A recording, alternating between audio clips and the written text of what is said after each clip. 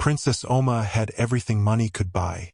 She lived in a magnificent palace, wore the finest clothes, and was the beloved daughter of one of the richest kings in the land. Men traveled from far and wide hoping to marry her. Princes, wealthy businessmen, and powerful nobles lined up at the palace gates, all claiming they loved her. But there was one problem. None of them truly loved her. They loved her father's wealth. They loved her royal title. They loved the crown that would one day sit upon her head. Determined to find a man who would love her for who she truly was, Oma made a decision so unbelievable that it stunned the entire kingdom. She secretly abandoned her royal life, disguised herself as a poor banana seller, and began living among ordinary villagers. What happened next was something nobody could have predicted.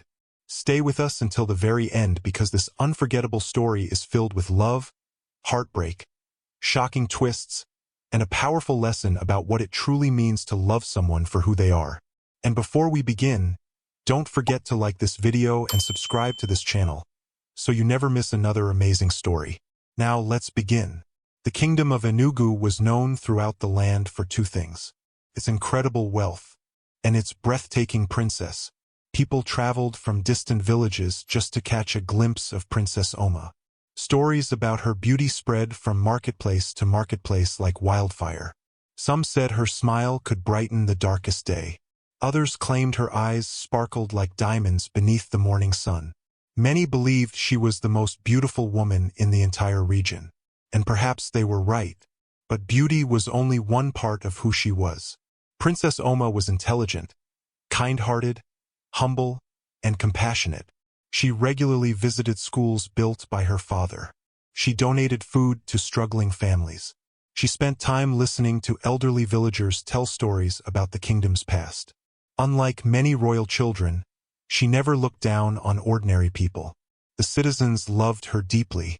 Unfortunately, being loved by the people did not mean she was loved by the men who came seeking her hand in marriage.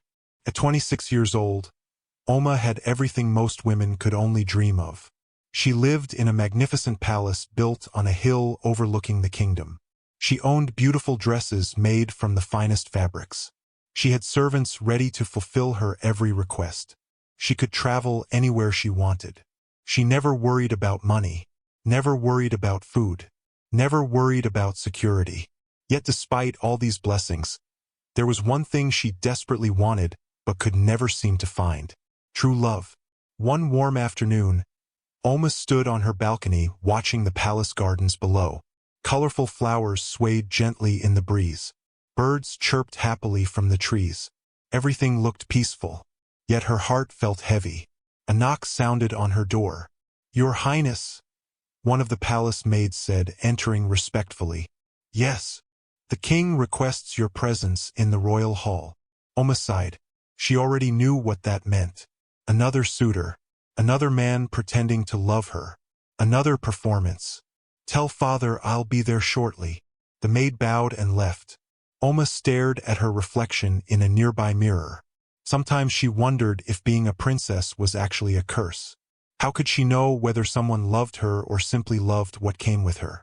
The royal title, the enormous wealth, the future crown, the power. No matter how hard she tried, she could never tell. Taking a deep breath, she made her way toward the royal hall. As expected, another wealthy visitor stood before her father. The man appeared to be in his early 30s. His expensive clothing glittered with gold embroidery.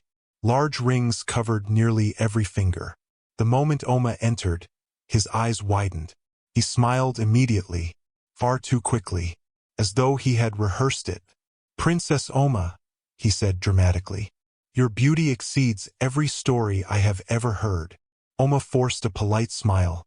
She had heard the exact same line countless times. King Chikwudi sat quietly observing. He knew his daughter well. He knew she hated these meetings. Still, as king, he had responsibilities. The wealthy merchant continued speaking. "I have traveled many days to meet you." "That is very kind," Oma replied politely. The man spent the next hour talking, mostly about himself, his businesses, his properties, his investments, his achievements. By the end of the conversation, Oma realized something. The man had asked her almost nothing. Not about her dreams. Not about her interests. Not about her values. Nothing. It was as though she wasn't even a person. She was simply a prize to be won. After the meeting ended, the merchant departed. King Chikwudi looked at his daughter. Well, Oma laughed bitterly. He spent 1 hour speaking about himself. The king chuckled. That bad? Worse. The king shook his head. Another one? Another one. Father and daughter shared a knowing look. It had become a familiar routine. One suitor after another. And always the same outcome. Weeks passed. Then months. Suitors continued arriving from every direction. Princes, chiefs, businessmen, noblemen, politicians, wealthy landowners. One after another. Each claiming to admire her. Each claiming to love her. Yet the more Oma listened, the more disappointed she became. One prince spent an entire dinner discussing how powerful their kingdoms would become after marriage. Another asked detailed questions about inheritance laws. One businessman seemed more interested in palace finances than in getting to know her. Another openly bragged about how much richer he would become if they married. Oma found it exhausting. One evening she sat alone beside a fountain in the royal garden. The moon reflected beautifully on the water. Normally she loved spending time there. Tonight, however, she felt sad. A familiar voice interrupted her thoughts. Princess. She looked up. It was her childhood friend and personal maid, Ada. Ada had known Oma since they were little girls. She was one of the few people who spoke honestly around her. You seem troubled. Oma smiled weakly. When am I not troubled these days? Ada sat beside her. Another suitor disappointed you? Oma laughed softly. That's becoming a daily occurrence. Ada hesitated. Then she asked the question everyone avoided. Do you ever wish you weren't a princess? Oma stared at the fountain. For several moments she said nothing. Finally she nodded. Sometimes. Ada looked surprised. You really mean that? Yes. The answer came immediately, without hesitation, without doubt. Why? Oma sighed. Because ordinary people know when someone loves them. Ada frowned. What do you mean? If a poor farmer falls in love with a woman, he knows she loves him. She pointed toward the village below. If a market trader gets married, she knows her husband chose her. Her voice became softer. But me? She shook her head.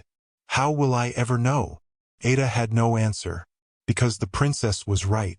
How could anyone separate genuine love from greed when wealth and power were involved? The question haunted Oma every day. A few weeks later, the kingdom hosted a grand celebration. Thousands attended. Music filled the streets. Dancers performed. Food vendors lined every road. The atmosphere was joyful. During the festivities, several young noblemen competed fiercely for Oma's attention. One brought expensive jewelry. Another offered rare gifts from distant lands. A third promised to build her a magnificent palace of her own. Yet none of these things impressed her. At one point, she slipped away from the crowd and wandered through the marketplace disguised beneath a simple shawl. She loved doing that occasionally. It allowed her to observe ordinary life. As she walked among the people, something caught her attention. An elderly couple sat together at a small food stall. Their clothing was simple. Their possessions appeared few. Yet they looked genuinely happy. The old man carefully fed his wife a piece of roasted corn. She laughed. He smiled. Their eyes sparkled with affection. For a moment Oma stopped walking. She couldn't look away. There was something beautiful about them. Something real. No riches. No titles. No power. Just love. Pure and genuine. The sight touched her deeply. A lump formed in her throat. That was what she wanted. Not expensive gifts. Not political alliances. Not wealth. Love. Real love. The kind that remained even when everything else disappeared. Later that night, she returned to the palace with a heavy heart. King Chikwudi found her sitting alone in the library. My daughter. Oma looked up. The king sat beside her. You've been quiet lately. She smiled sadly. I've been thinking. Dangerous activity. That made her laugh. For a moment the tension eased. Then her expression became serious again. Father. Yes. Did mother love you before you became king? The question surprised him. A gentle smile appeared on his face. Yes. How do you know? The king leaned back thoughtfully. Because when I had nothing, she still chose me. Oma felt a sharp pain in her chest. That answer only highlighted what she lacked. The king noticed. My daughter. She looked at him. One day you will find the right man. What if I don't? You will. What if every man only sees the crown? The king was silent, because despite all his wisdom, he could not answer that question. He had wondered the same thing himself. Not because he doubted his daughter, but because he knew how attractive wealth could be. Many people would pretend to be in love if enough money was involved. Eventually, the king stood. Before leaving, he placed a hand on her shoulder. Do not lose hope. Oma nodded. But inside, hope was becoming increasingly difficult to hold on to. That night, she stood once more on her balcony. The kingdom stretched before her beneath the moonlight. Everything looked perfect. The magnificent palace, the beautiful gardens, the prosperous villages, the wealth, the power, the admiration, everything. Yet despite having what others dreamed of, Princess Oma felt something missing. Somewhere beyond the palace walls, she believed there was a man who would love her not because she was a princess, not because she was rich, not because she would one day inherit a kingdom, but simply because she was Oma, the woman behind the title, the heart behind the crown. What she didn't know was that her search for that kind of love was about to take her on a journey unlike anything the kingdom had ever seen. A journey that would change her life forever. Several months passed after Princess Oma's conversation with her father in the library. Life within the palace continued as usual. Suitors arrived. Suitors left. And Oma's faith in finding true love slowly continued to fade. She had become so accustomed to disappointment that she could often predict how conversations would unfold before they even began. The compliments, the exaggerated praise, the carefully rehearsed speeches, the hidden greed. It had become exhausting. One bright morning, however, something unusual happened. King Chakudi summoned the royal council earlier than normal. Messengers rushed through the palace corridors. Servants moved about excitedly. Something important was happening. Curious, Oma made her way toward the throne room. As she entered, she noticed several advisors gathered around her father. The king appeared interested in a letter he held in his hand.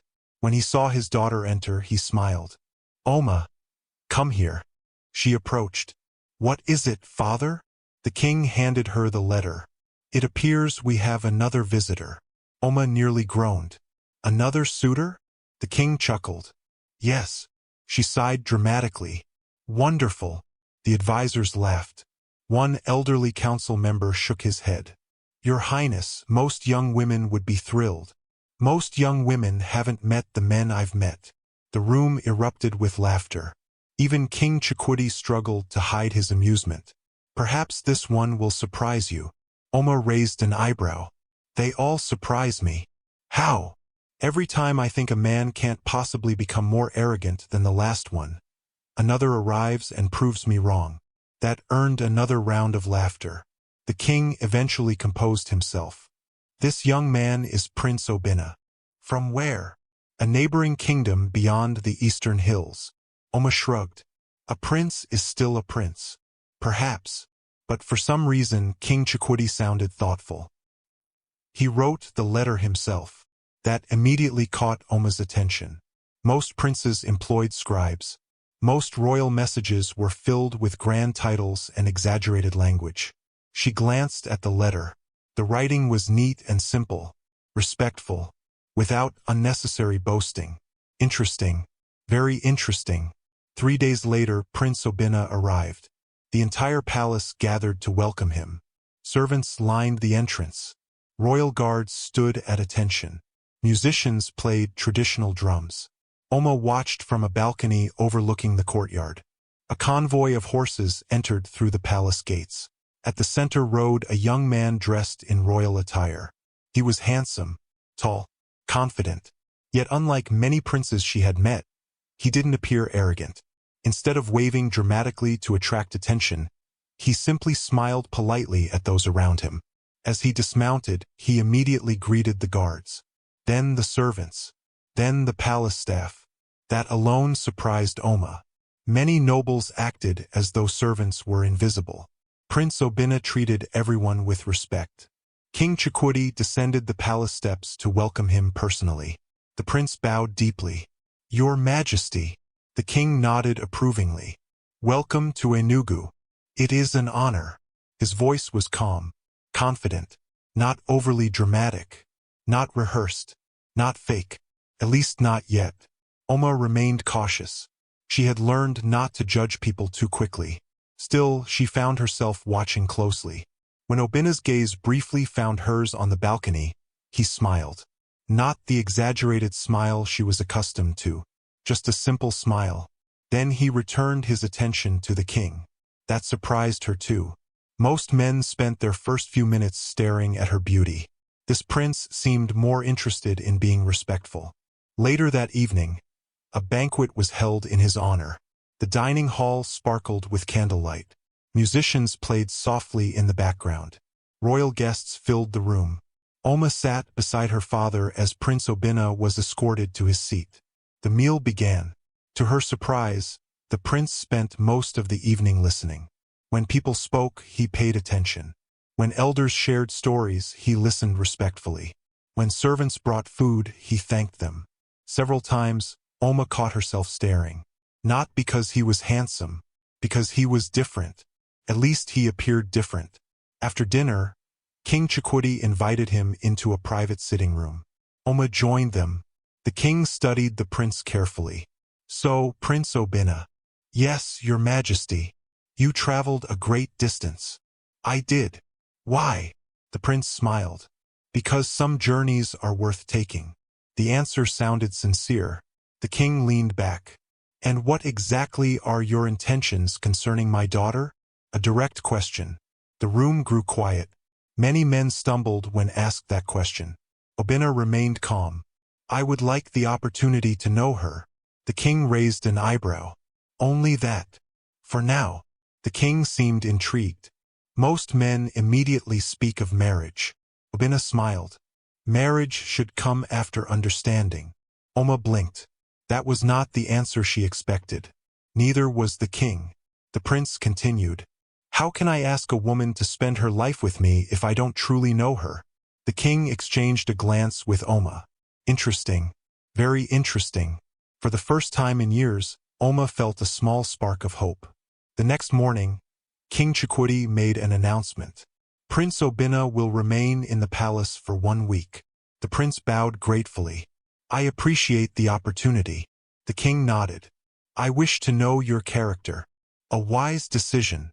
Unlike many men who might have complained about being tested, Obina appeared comfortable with the arrangement. Over the following days, Oma spent more time with him. At first, their conversations were formal, polite, careful, but gradually they became more relaxed. One afternoon they walked through the palace gardens. Flowers bloomed everywhere. Butterflies drifted through the air. For a while they walked in comfortable silence. Eventually Obina spoke. "Can I ask you something?" "Of course." "Do you enjoy being a princess?" The question surprised her. Most people assumed she loved it. Few ever asked. She thought carefully. "Sometimes." "Only sometimes?" She laughed. "You're brave." "Why?" "Most people don't ask questions like that." He smiled. "I've never been good at avoiding curiosity." For some reason, she found that charming. "What about you?" she asked. "Do you enjoy being a prince?" He shrugged.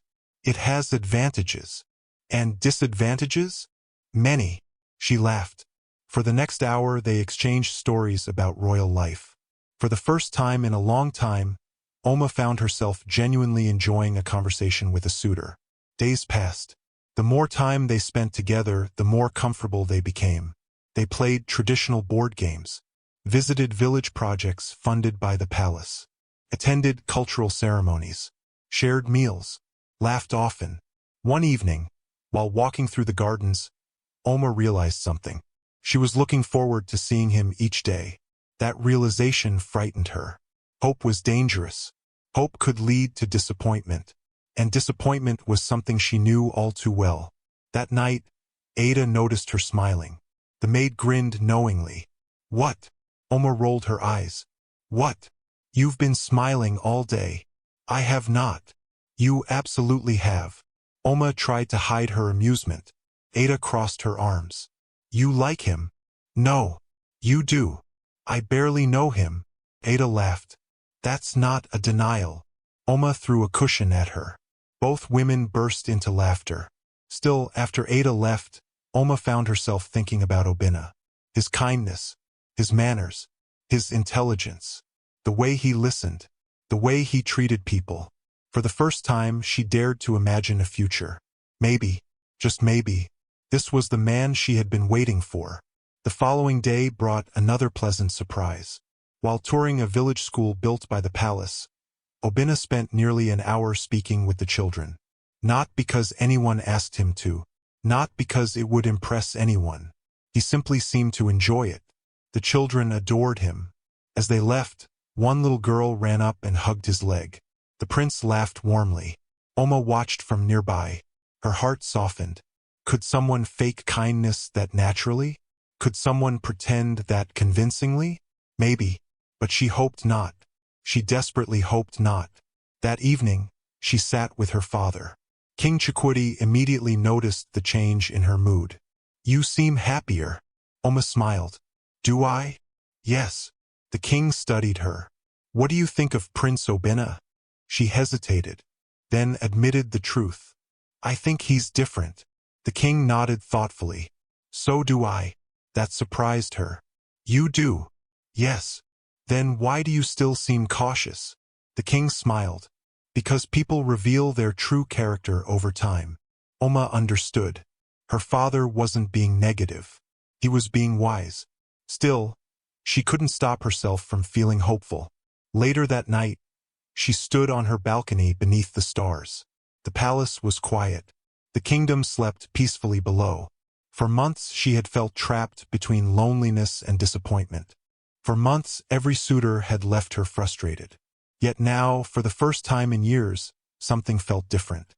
Prince Obina seemed kind, respectful, genuine. Perhaps fate had finally answered her prayers.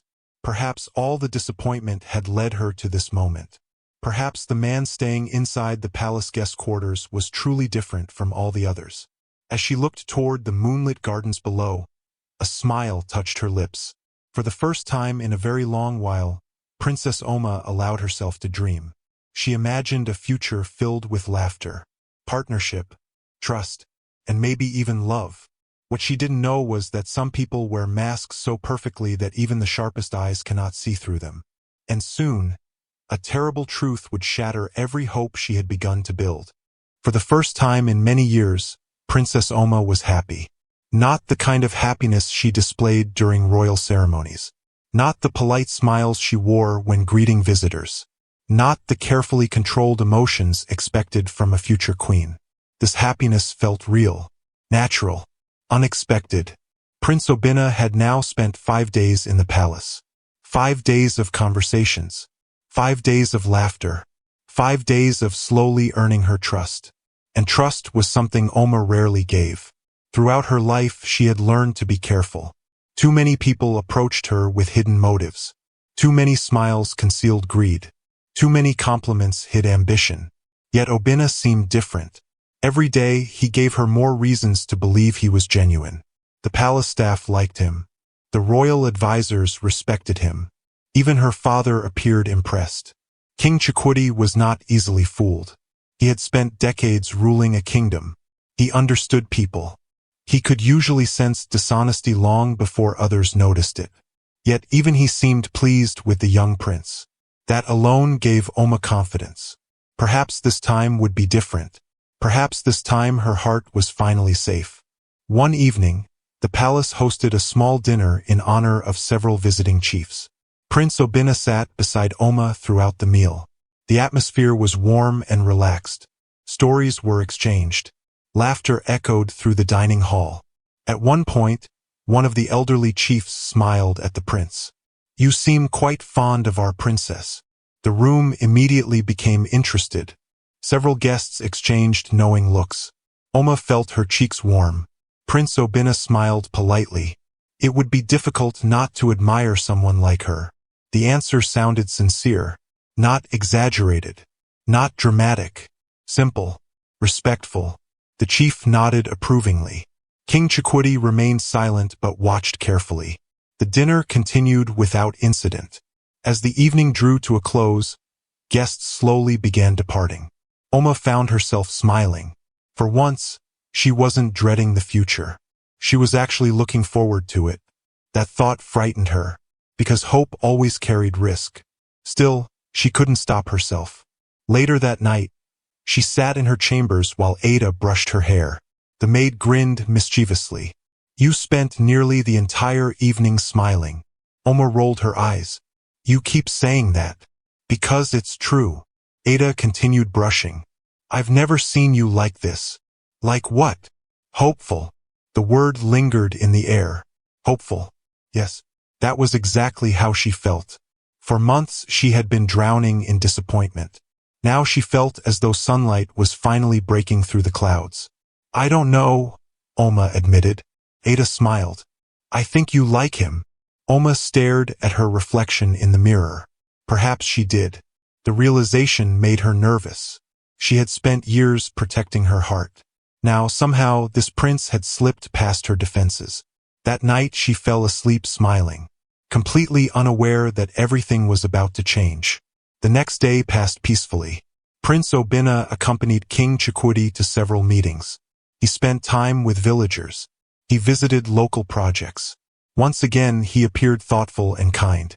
The image of the perfect prince remained intact. As evening approached, the palace prepared for another quiet night. The king retired early. Many servants finished their duties. The hallways gradually emptied. Oma spent several hours reading in the royal library before deciding to return to her chambers. As she walked through the palace corridors, she found herself thinking about Obina again. His smile, his kindness, the possibility of a future together. For the first time, she allowed herself to imagine what marriage might actually look like. Perhaps they would rule together. Perhaps they would build a family. Perhaps she would finally experience the kind of love she had always dreamed about. Lost in thought, she nearly walked past one of the younger palace maids. The girl seemed distressed, very distressed. Oma immediately noticed. "Kayamika?" The maid looked up quickly. "Oh, Your Highness. Is everything all right?" The girl forced a smile. "Yes," but her eyes told a different story. Oma frowned. "Are you sure?" The maid hesitated, then nodded quickly. "Yes, princess." Something felt wrong, very wrong. Yet before Oma could ask more questions, the maid hurried away. The encounter troubled her. Normally Kayamika was cheerful. Tonight she appeared nervous, almost frightened. Oma tried to dismiss the feeling. Perhaps the girl was simply tired. Still, unease lingered. An hour later, unable to sleep, Oma decided to take a walk through the palace gardens. The cool evening air usually helped clear her mind. Moonlight illuminated the pathways. Everything seemed peaceful. Then she remembered something. Earlier that day, Prince Obina had mentioned a book he wanted to borrow from the palace library. She had forgotten to give it to him. The book was still in her hands. Smiling, she decided to deliver it personally. The prince's guest quarters were located in a separate wing of the palace. As she approached, she noticed something unusual. One of the doors stood slightly open. A faint light glowed from inside. At first she thought nothing of it. Then she heard a sound. A muffled voice. A frightened voice. Her smile disappeared instantly. She stopped walking. Listened carefully. The voice came again. This time she was certain. Someone sounded distressed. Oma's heartbeat quickened. She moved closer. Slowly. Carefully. As she approached the partially open doorway, she heard another voice. A man's voice. Prince Obina's voice. Confusion flashed across her face. What was happening? Then she heard the frightened voice again. pleading, fearful, desperate. Every instinct inside her screamed that something was terribly wrong. Her pulse began racing. She stepped closer to the doorway and looked inside. The book slipped from her fingers. What she saw shattered her world. A young palace maid stood trapped near a wall. It was Kayamika, the same frightened maid she had encountered earlier. Tears streamed down the girl's face. Prince Obina stood in front of her, blocking her escape, ignoring her protests, ignoring her fear, ignoring her repeated attempts to move away. The maid was clearly terrified. The prince's behavior left no room for misunderstanding, no room for excuses, no room for doubt. For several seconds, Oma couldn't breathe. Her mind refused to accept what her eyes were seeing. This couldn't be real. Not him, not Prince Obina, not the man she had trusted. But reality remained unchanged. The truth stood directly before her, and it was ugly. Her heart shattered. Then anger exploded inside her. Stop! The word echoed through the corridor. Both figures froze. Prince Obina spun around. Shock flooded his face. Princess! Get away from her! His expression changed immediately. Panic, fear, calculation. The maid quickly moved away from him, crying openly now. Oma rushed toward her. Are you all right? The girl nodded through tears, but she was trembling violently. That alone told Oma everything she needed to know. Prince Obina took a step forward. Princess, please let me explain. She turned toward him. The look in her eyes made him stop instantly. It was not sadness, not confusion, not disappointment. It was fury, pure fury. Explain. Princess. Explain what exactly? Her voice shook with rage. The part where you ignored her protests? The prince swallowed. It isn't what it looks like. Oma laughed bitterly. It is exactly what it looks like. His carefully crafted image was collapsing before her eyes. Every kind gesture, every thoughtful word, every smile, every promise. Suddenly she questioned all of it. Had any of it been real, or had it all been an act? The prince desperately searched for a defense. There has been a misunderstanding. Oma's eyes blazed. A misunderstanding? The maid burst into tears again. That was enough. Oma turned toward the guards stationed nearby. Guards! Her voice thundered through the hallway. Footsteps immediately echoed through the palace. Several royal guards arrived within moments. They took one look at the scene. The crying maid, the furious princess, the panicked prince, and instantly understood that something serious had occurred. Your Highness! Oma pointed directly at Obina. Take him into custody immediately. The guards hesitated only briefly. Prince Obina's face turned pale. Princess, please. She refused to look at him. Take him. The guards moved forward. Obina attempted one final plea. Oma, listen to me. That name, the way he spoke it. Only hours earlier it would have made her smile. Now it made her sick. She finally looked at him. The pain in her eyes was unmistakable. You were never the man I thought you were. For a moment, genuine shame flickered across his face. Then the guards escorted him away. Silence filled the corridor. Oma stood motionless. Everything hurt. The betrayal, the disappointment, the humiliation. Most of all, the realization that she had been wrong. Again, she had trusted someone. Again, she had believed someone. Again, and once again her heart paid the price. The next morning, the entire palace buzzed with rumors. News spread rapidly. King Chikuti was informed immediately. The king listened carefully as both the maid and the guards recounted what had happened. By the time they finished, his expression was cold as stone. He summoned Prince Obina to the throne room. The prince arrived looking exhausted. The confident young man who had charmed everyone was gone. King Chikuti stared at him. Disappointment filled his eyes. You have disgraced yourself. Obina lowered his head. The king's voice hardened. You were welcomed into my home. Silence. You were treated as an honored guest. Silence. And this is how you repay that trust? Still silence. Finally, King Chikuti rose from his throne. His decision was swift. Final. You will leave this kingdom immediately. Obinna looked up. Your Majesty. Immediately. The king's voice echoed through the chamber. No further discussion was permitted. Within hours, Prince Obinna's belongings were packed. His horses prepared. His escort assembled. From a palace window, Oma watched him leave. Not long ago she had imagined a future with him. Now all she felt was emptiness. As the prince disappeared beyond the palace gates, she realized something painful. She had come closer than ever before to finding love. Or so she had believed. Instead, she had nearly fallen in love with another lie. And as she stood there watching the dust settle behind the departing convoy, Princess Oma made a silent promise to herself. She would never allow appearances to fool her again.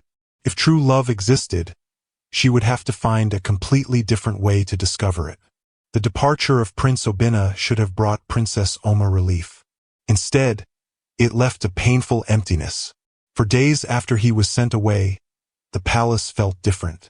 Quieter, colder. The halls that once echoed with hopeful conversations now felt hollow. Everywhere she looked, she saw reminders of the dreams she had nearly allowed herself to believe. The garden paths where they had walked together. The dining hall where they had shared meals. The library where they had spent hours talking about life. Each memory now felt like a wound. Not because she loved Obinna, but because she had trusted him. And that trust had been shattered. Once again. Weeks passed. Then another month. Life slowly returned to normal. At least on the surface. Inside, however, Oma was changing. The experience had forced her to confront a painful truth. The traditional way of finding a husband simply wasn't working.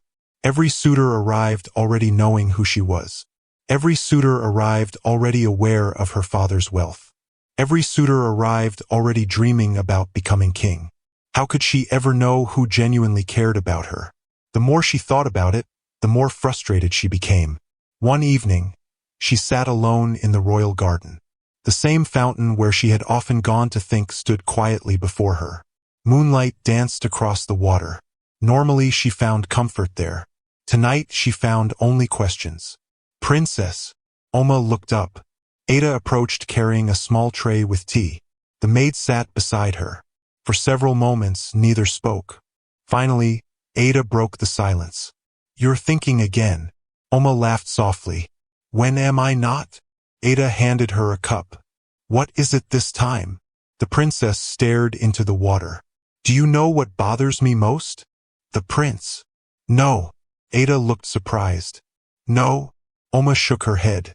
What bothers me is realizing that if someone like Obinna could fool me, then maybe everyone can. The maid frowned. I don't understand. Oma sighed deeply. Think about it. She turned toward her friend. He said all the right things. Ada nodded.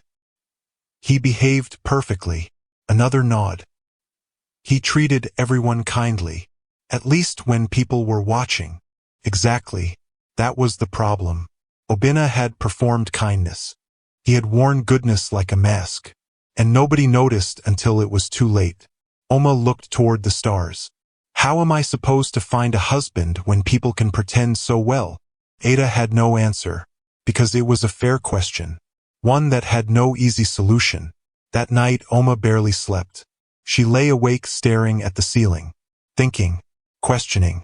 Wondering. As the hours passed, an idea slowly began forming in her mind. At first it seemed ridiculous. Impossible. Completely unreasonable. Yet the more she considered it, the more sense it made. By sunrise she had reached a decision. A decision that would change her life forever. The next morning, she requested a private meeting with her father. King Chikwudi welcomed her into his study. The room smelled faintly of old books and polished wood. The king smiled warmly. My daughter. Oma sat across from him. The seriousness on her face immediately caught his attention. The king's smile faded. What is it? Oma took a deep breath. I need your help. The king straightened. That alone was unusual. Princess Oma rarely asked for help. With what? She hesitated. Suddenly the idea sounded even crazier spoken aloud. Still, she pressed forward. I want to leave the palace. The king blinked. What? I want to live among ordinary people. Silence. Complete silence. The king stared at her, certain he had misunderstood. Live among ordinary people? Yes. Temporarily? Yes. The king leaned back slowly. His confusion was obvious. My daughter, why? Oma had expected the question, and she already knew the answer.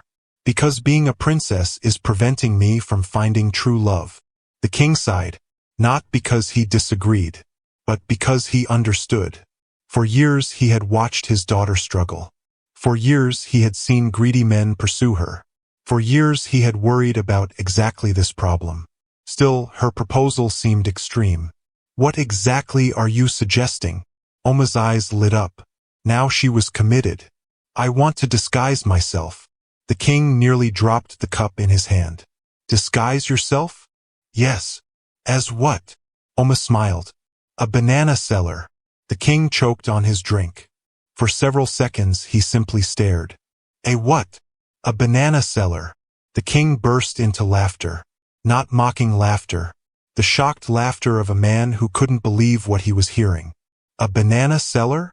Yes. Princess Oma, heir to one of the richest kingdoms in the region. Yes. Wants to sell bananas? Exactly. The king rubbed his forehead. Surely he was dreaming. Yet his daughter looked completely serious. You cannot be serious. I've never been more serious. The king stood and began pacing. This is madness. Why? Because you are a princess. That's exactly the problem. The king stopped walking. Those words struck him, because deep down he knew she was right. Oma stood and approached him. Father, every man who approaches me already knows about the crown. She continued. They know about the wealth, the power, the inheritance, the title. Her voice softened. How can anyone see me when all those things stand in the way? The king remained silent. Oma pressed forward. If I become an ordinary woman, then I'll finally know the truth. What truth? Whether a man loves me or my position. The king slowly sat down. The logic was difficult to argue against. Dangerous, risky, unconventional, but logical. Still, he worried. What if something happens to you? I won't be alone. What do you mean? Assign guards. The king frowned. Hidden guards. Oma smiled. They can watch from a distance. The king considered it. It was still dangerous, but perhaps manageable. For several minutes, neither spoke. Finally, the king sighed heavily. If your mother were alive, she would tell me not to agree to this. Oma smiled sadly. Probably. The king laughed softly. Then he shook his head. You've inherited your mother's stubbornness. Thank you. It wasn't a compliment. That made both of them laugh. Eventually, the king's expression became serious again. If I agree to this. Oma leaned forward eagerly. There will be rules. I accept. You don't even know the rules yet. I'll accept them anyway. The king chuckled. Then he outlined several conditions. Hidden security, regular check-ins, a safe place to stay, an immediate return if any danger arose. Oma agreed to every condition. Finally, King Chikwudi extended his hand. Very well. Oma's eyes widened. Really? The king nodded. You have my permission. Joy exploded across her face. She hugged him tightly. The king laughed. He couldn't remember the last time he'd seen her this excited. Over the next 2 weeks, preparations began. Everything had to be perfect. The disguise, the location, the security arrangements, the new identity. Only a handful of trusted people knew the truth. Everyone else believed Princess Oma was taking time away from public duties. Meanwhile, the transformation began. The royal tailors replaced her elegant dresses with simple market clothing. Her jewelry disappeared. Her expensive shoes were exchanged for ordinary sandals. Her hairstyle changed. Even her posture changed. For years she had carried herself like royalty. Now she practiced walking like an ordinary villager. Ada couldn't stop laughing during the lessons. You look uncomfortable. I am uncomfortable. That's because you're trying too hard. Oma sighed. This is harder than I expected. The maid grinned. Welcome to ordinary life. Several days later, the transformation was complete. Even the king struggled to recognize her. Standing before him was no longer Princess Oma. Standing before him was a humble young woman. Simple clothing. Simple appearance. No crown. No jewelry. No signs of royalty whatsoever. The king stared in amazement. Incredible. Oma smiled. Do I look convincing? Completely. For the first time, excitement began replacing fear. This was really happening. The impossible plan was becoming reality. The night before her departure, Oma stood alone on her balcony. The kingdom stretched before her. The palace glowed beneath the moonlight.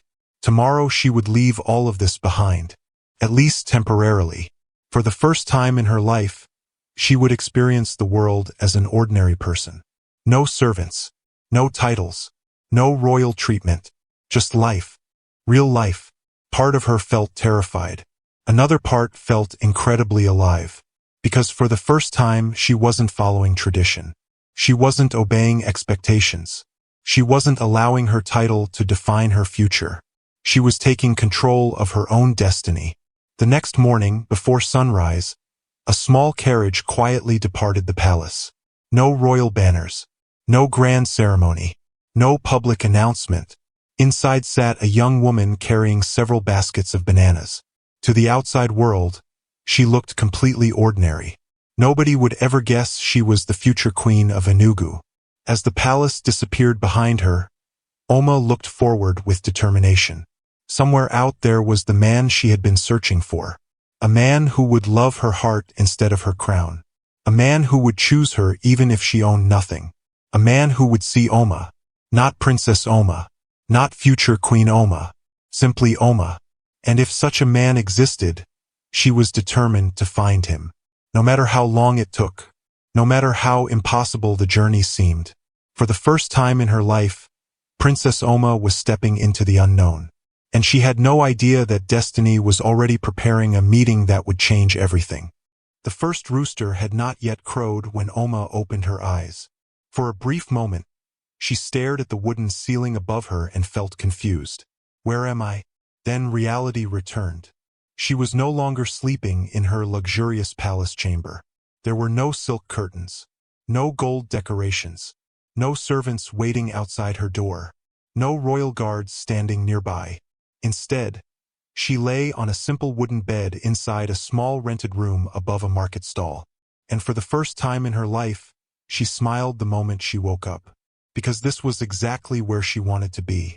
Today would be her first full day as a banana seller. Today would be the beginning of her search for true love. Oma quickly got dressed. The simple cotton wrapper she wore felt strange compared to her royal gowns. Yet she was slowly growing accustomed to it. She tied a scarf around her head and glanced into the mirror. The princess was gone. The woman staring back looked like an ordinary villager. Exactly as planned. She picked up her basket and stepped outside. The morning air felt cool against her skin.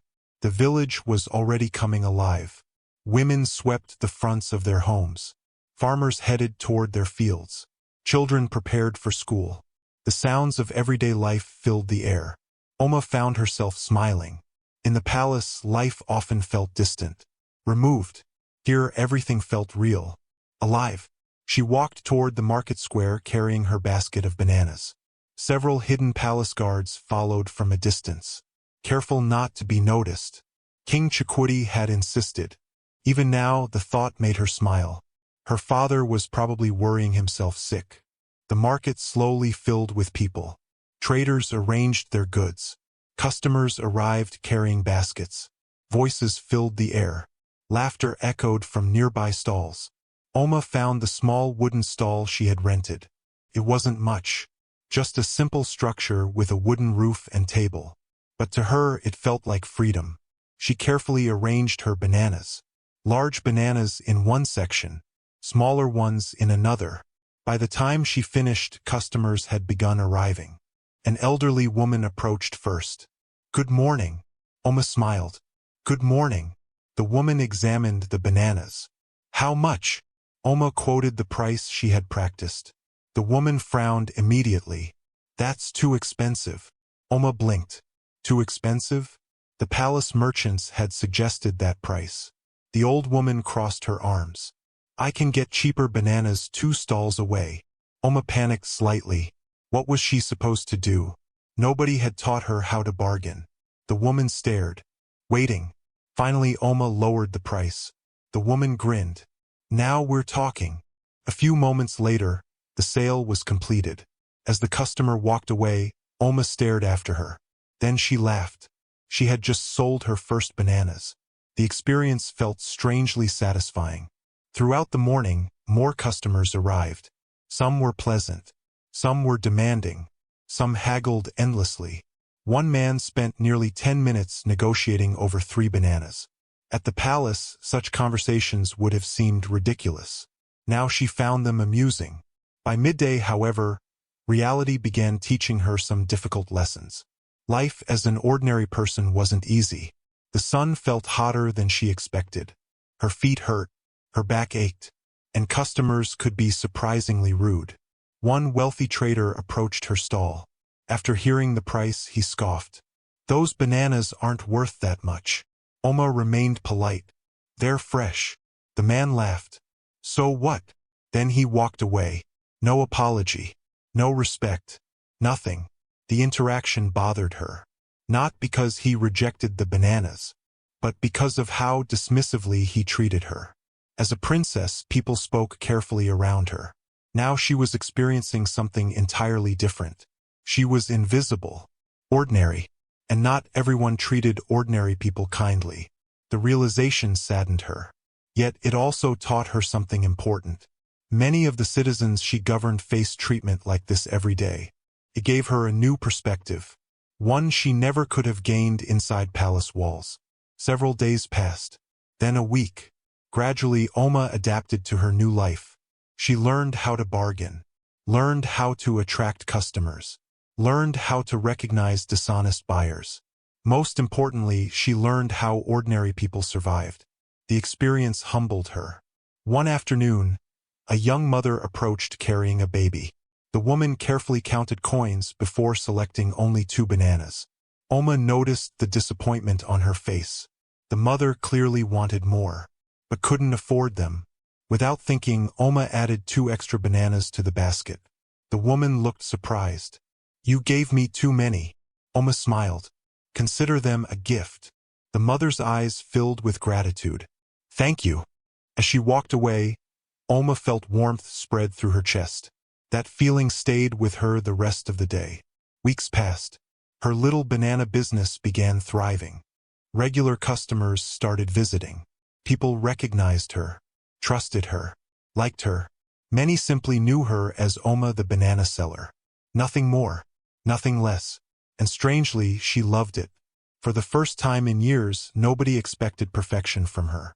Nobody cared about royal etiquette. Nobody discussed political alliances. Nobody evaluated her as a future queen. People simply treated her like a person. One evening, after closing her stall, she sat outside watching the sunset. A nearby trader named Mama Nkechi sat beside her. The older woman sold vegetables nearby. Over time, they had become friends. "You seem happier these days," Mama Nkechi observed. Oma smiled. "I think I am." The woman nodded. "Good." For a moment they sat quietly. Then Mama Nkechi asked a question. "Are you married?" Oma nearly laughed. "No. No husband. No. No fiancé? No." The older woman clicked her tongue. "A beautiful young woman like you?" Oma shook her head. "I haven't met the right person." Mama Nkechi nodded thoughtfully. "Don't worry." "Why?" "The right person always arrives when you least expect it." Oma smiled politely, but deep inside, she wasn't so sure. Weeks had already passed. She still hadn't met anyone special. Perhaps her plan was foolish after all. Perhaps true love simply wasn't meant for her. Still, she refused to give up. Every morning she opened her stall. Every day she greeted customers. Every evening she returned to her room. Life settled into a comfortable routine. Then one ordinary afternoon, everything changed. The market buzzed with activity as usual. Customers moved between stalls. Traders shouted prices. Children ran through the crowded pathways. Nothing seemed unusual. Then a sound echoed through the marketplace. The low, powerful purr of an expensive engine. People turned immediately. Heads swiveled. Conversations stopped. A luxurious black Rolls-Royce slowly entered the market. The vehicle looked completely out of place. It was like seeing a lion stroll through a chicken coop. Everyone stared, including Oma. The car rolled forward before finally stopping near her section of the market. For several seconds, nobody moved. Then the driver's door opened. A well-dressed man stepped out. Tall, handsome, confident, yet not arrogant. The marketplace watched curiously. Who was he? Why was he here? The stranger glanced around. Then his eyes landed on Oma's stall. To her surprise, he smiled and began walking toward her. Oma suddenly felt nervous. Why? She wasn't sure. Perhaps it was the confidence in his stride, or the warmth in his eyes, or maybe it was simply because he seemed different. The man stopped before her stall. For a moment, neither spoke. Then he looked at the bananas. These look good. His voice was calm, friendly. Oma smiled politely. They are. He picked up one bunch. How much? She told him. Instead of bargaining, he immediately handed over the money. That alone surprised her. Most customers negotiated endlessly. This man didn't. As she prepared his purchase, he glanced around the market. Then back at her. You're new here. The observation caught her off guard. How do you know? I've never seen you before. She smiled. I've been here a few weeks. The man nodded. Then I must have been away. Something about the conversation felt effortless, natural, different from her interactions with other customers. He accepted the bananas. Yet instead of leaving, he remained standing there, as though he wanted to continue talking. Neither seemed eager for the conversation to end. And for reasons she couldn't explain, Oma found herself hoping it wouldn't. Because standing before her was a stranger she had never met. A man whose arrival had already captured the attention of the entire marketplace. A man whose life was about to become deeply intertwined with her own. Neither of them knew it yet, but destiny had just arrived in a Rolls-Royce. For several moments after the stranger purchased his bananas, neither he nor Oma moved. The market buzzed around them. Traders shouted prices. Children laughed as they ran between stalls. Customers haggled over goods. Yet somehow everything seemed distant. The stranger stood before her holding a bunch of bananas. Oma sat behind her stall wondering why he hadn't left yet. Most customers bought what they needed and continued on their way. This man appeared in no hurry at all. Finally, he smiled. My name is Emeka. The introduction felt simple, natural, not rehearsed, not overly charming, just genuine. Oma, she replied. The moment she said her name, she felt a tiny sting of nervousness. Not because she was lying. Her name really was Oma. The secret was everything else. Emeka nodded. It's nice to meet you. You too. For a brief moment, silence settled between them. Surprisingly, it wasn't awkward. Then Emeka glanced around the marketplace. I haven't visited this village in quite some time. You don't live here? He shook his head. No. Where do you live? A village several hours away. Oma nodded. That explained the expensive car, the tailored clothing, the confidence. Clearly, he wasn't an ordinary traveler.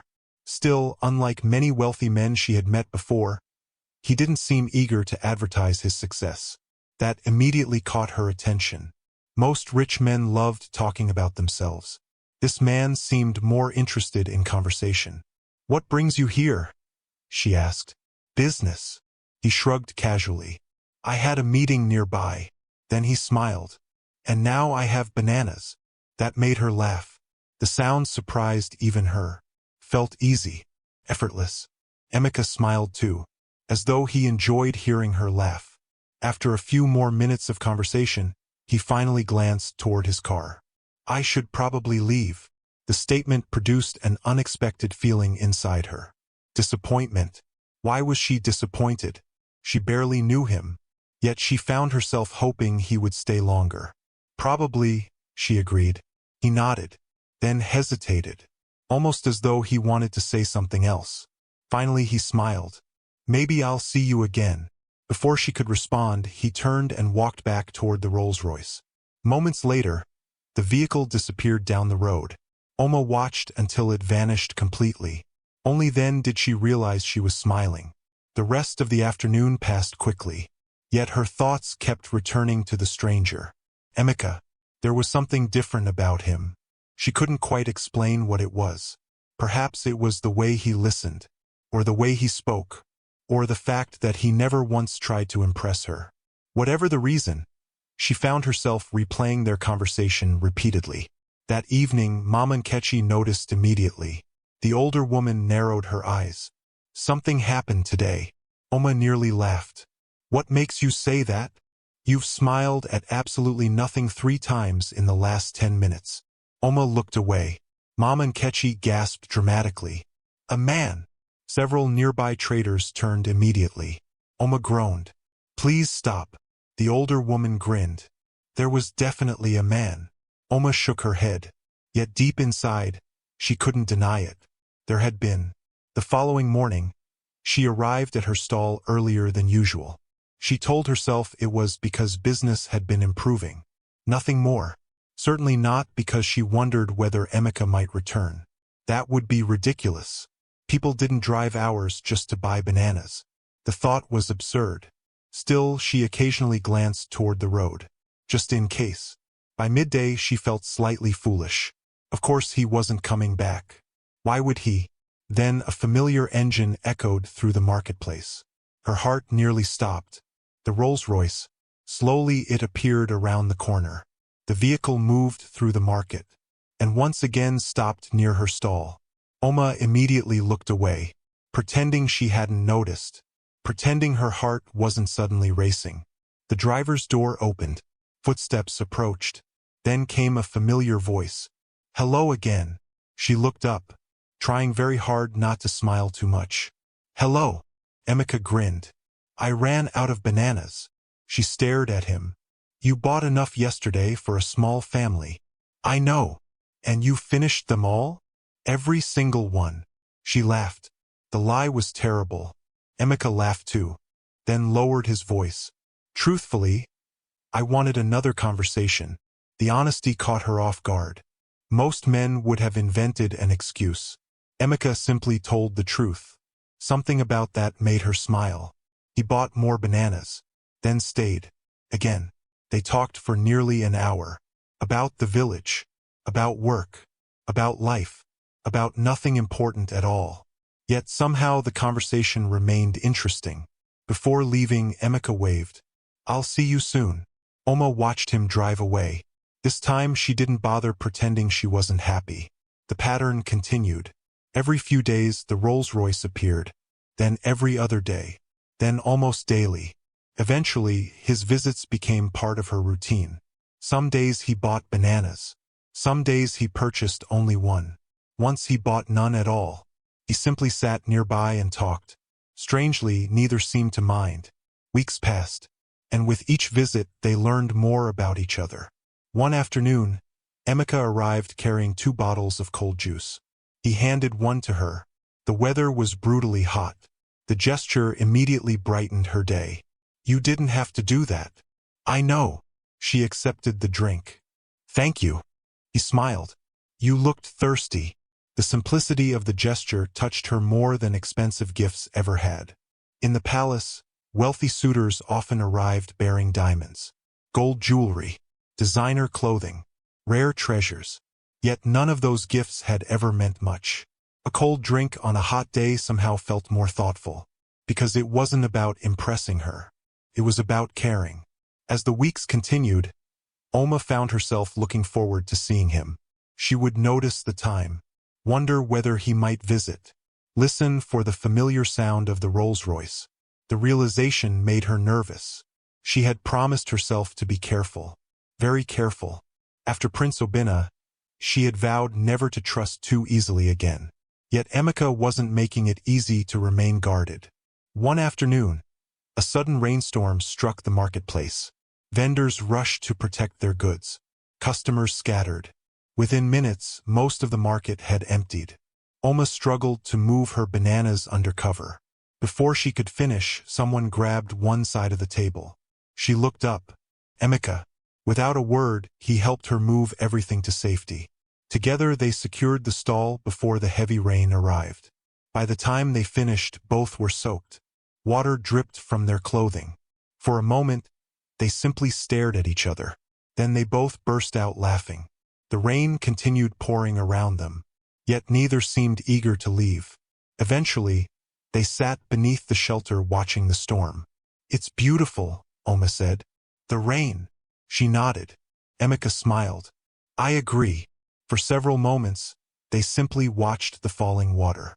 The silence felt comfortable, peaceful. Then Emeka asked a question. "What do you dream about?" Oma blinked. The question surprised her. "What do you mean? If everything went perfectly in your life, what would it look like?" She thought carefully. There were many answers she couldn't give. She couldn't mention becoming queen, couldn't mention the palace, couldn't mention her royal responsibilities. So she chose the most honest answer available. "I'd want a happy family." Emeka nodded. "That's a good dream. What about you?" He leaned back, thinking. "Peace." The answer surprised her. "Peace." He nodded. "People think money solves everything." His expression grew thoughtful. "It doesn't." That statement immediately captured her attention, because she understood exactly what he meant, perhaps better than anyone. "I think you're right." For the first time, she saw genuine vulnerability in his eyes, a glimpse beneath the confident exterior, and it made her trust him a little more. Days became weeks. Weeks became months. Without realizing it, they became an important part of each other's lives. Mom and Nkechi eventually stopped teasing Oma, mostly because the truth had become obvious. Everyone in the market could see it. Whenever Emeka arrived, Oma smiled. Whenever Oma smiled, Emeka smiled. Whenever one was absent, the other seemed distracted. The connection between them was impossible to miss. One evening, after closing her stall, Oma sat alone in her room. Moonlight streamed through the window. The village was quiet. She found herself thinking about Emeka again. His kindness, his honesty, his patience, the way he treated people. Most importantly, the way he treated her. Not as a princess, not as a future queen, not as a prize, just as Oma. For the first time in her life, a man was getting to know the real her, or at least the version of her that existed beyond the crown. And that terrified her, because she was beginning to care, really care.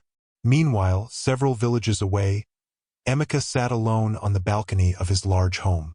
A glass of juice rested beside him, yet he barely noticed it. His thoughts were elsewhere, specifically with a banana seller. He laughed softly. The situation made no sense. He had met influential people, powerful people, beautiful women. Yet somehow, the person occupying his thoughts was a woman selling bananas in a marketplace. And somehow that felt perfectly right. Neither of them knew exactly what was happening. Neither wanted to rush it.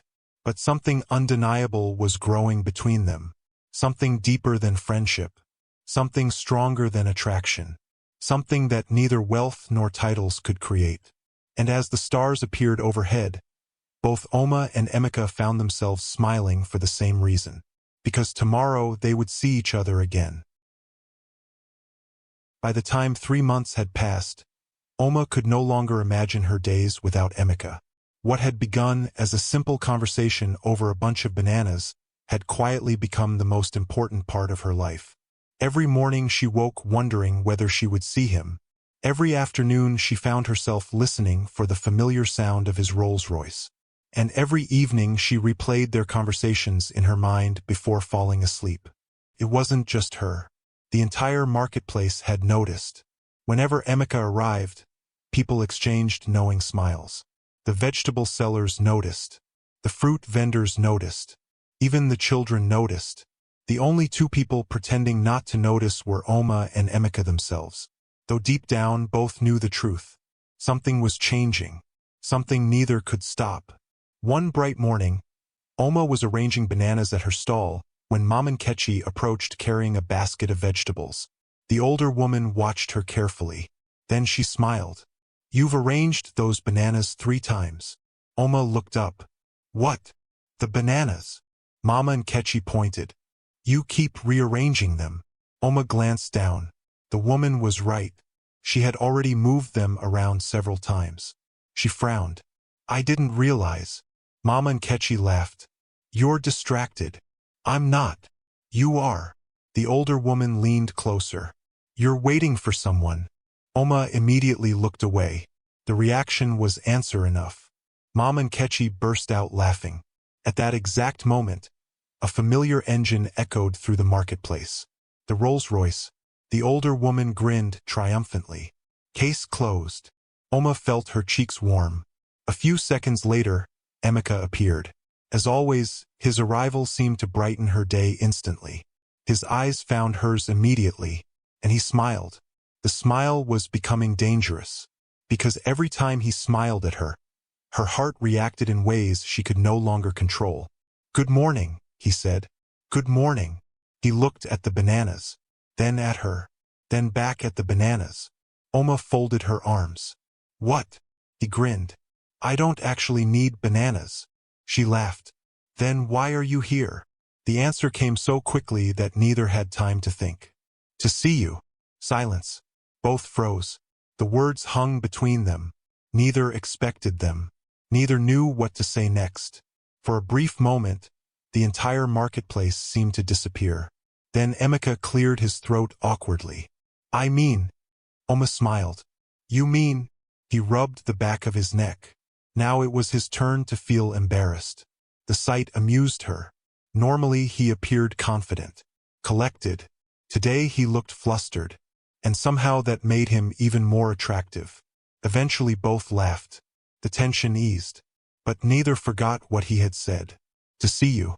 The words remained in Oma's mind long after he left that day. That evening, she sat alone in her room staring out the window. The village was quiet. The stars filled the sky. Yet her thoughts remained occupied by one person. Emeka. She sighed. This was becoming a problem. A serious problem. Because she was falling for him. There was no point denying it anymore. The realization both thrilled and terrified her. Thrilled because she genuinely cared about him. Terrified because she was still hiding the biggest truth of all. He didn't know who she really was. Every day that passed made the secret heavier. Yet she couldn't bring herself to reveal it. Not yet. Because for the first time in her life, someone liked her without knowing she was a princess. And she wasn't ready to lose that. The following week brought the village harvest festival. It was one of the largest celebrations of the year. Colorful decorations filled the streets. Musicians performed traditional songs. Food stalls lined every corner. People arrived from neighboring villages to participate. The atmosphere was joyful, exciting, alive. As evening approached, Oma finished closing her stall. She planned to watch the festivities for a while before returning home. Just as she turned to leave, a familiar voice called out, "Oma." She looked up. Emeka stood nearby.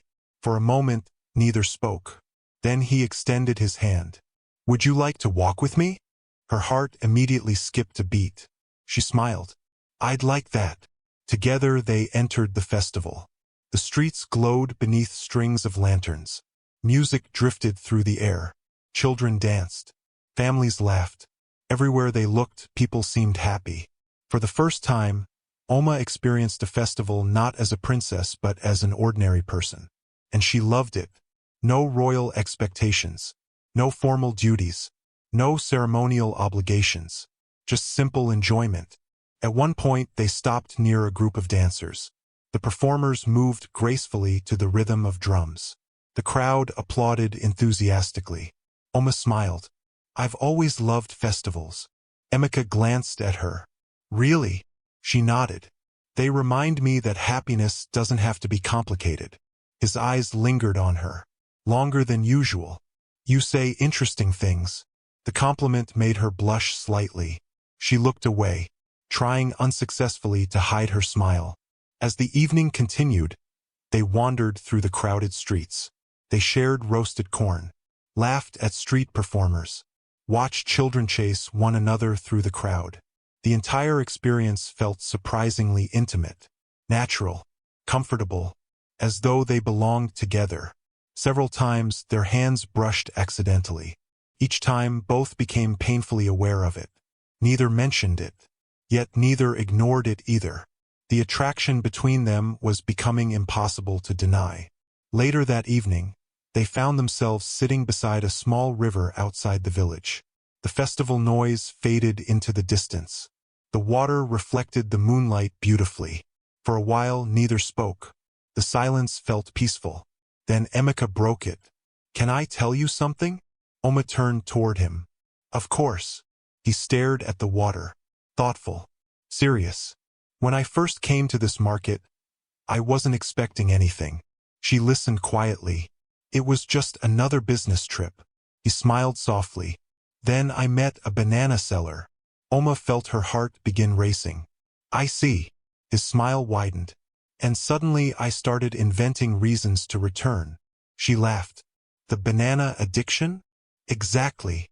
The joke eased the tension. Yet beneath the humor, something important remained. Both knew it. Emeka turned toward her. His expression grew more serious. "Meeting you changed something." The words were gentle, honest, real. Oma's breath caught. For a moment, she couldn't speak, because she felt exactly the same way. Finally, she managed a response. "You changed something for me too." Their eyes met. Neither looked away. Not this time. The moment stretched, becoming deeper, more meaningful. Then a group of villagers passed nearby, breaking the spell. Both looked away, smiling awkwardly, yet neither could hide what had happened. The connection between them had crossed an invisible line, and there was no going back. Over the following weeks, their relationship continued deepening. They spent more time together than ever before. Sometimes they talked for hours. Sometimes they simply enjoyed each other's company. Neither needed constant conversation. Being together was enough. One afternoon, Emeka arrived unusually late. The moment Oma saw him, she felt relief wash over her. The reaction startled her. She hadn't realized how worried she'd been. "You seem tired," she said. He smiled weakly. "Long day." Without thinking, she handed him a bottle of water. Their fingers touched briefly. The contact lingered. Neither pulled away immediately. For a moment, time seemed to slow. Then both stepped back, smiling, embarrassed, happy. That night, Emeka returned home and sat alone on his balcony. His younger sister, Ifeoma, noticed immediately. "You've got that look again." He sighed. "What look?" "The love look." Emeka nearly choked. "I don't have a love look." "You absolutely do." She sat beside him. "Tell me about her." He smiled despite himself. And that was all the confirmation his sister needed. Meanwhile, in the palace, King Chikwudi listened carefully as one of the hidden guards delivered a report. The king had received regular updates ever since Oma left.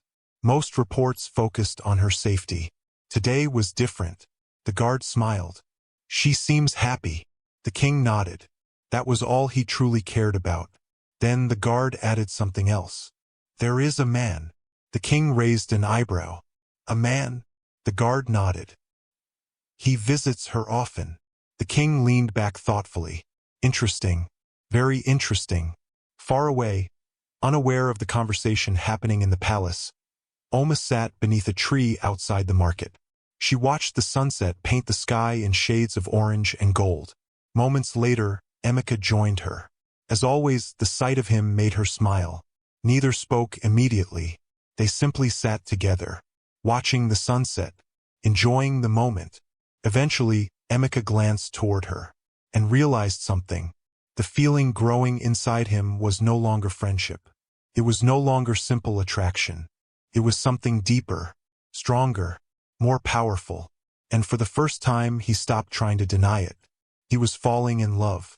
Completely, unexpectedly, irrevocably, and as Oma looked toward the horizon, feeling the exact same thing, neither realized that destiny was bringing them closer to a moment that would change everything. A moment beneath a mango tree, a moment neither would ever forget, their first kiss, and the beginning of a test that would challenge their love in ways neither could imagine. The days following their realization felt different. Nothing about their routines had changed. Emeka still visited the marketplace. Oma still sold bananas. They still spent hours talking whenever they could. Yet beneath every conversation, something new existed. Something neither could ignore. The friendship that had brought them together was slowly becoming something deeper. Something more dangerous. Something more beautiful. Love. Neither had spoken the word aloud. Neither felt ready. Yet both knew it was there, growing stronger with each passing day. One afternoon, Oma arrived at her stall earlier than usual. She barely slept the previous night.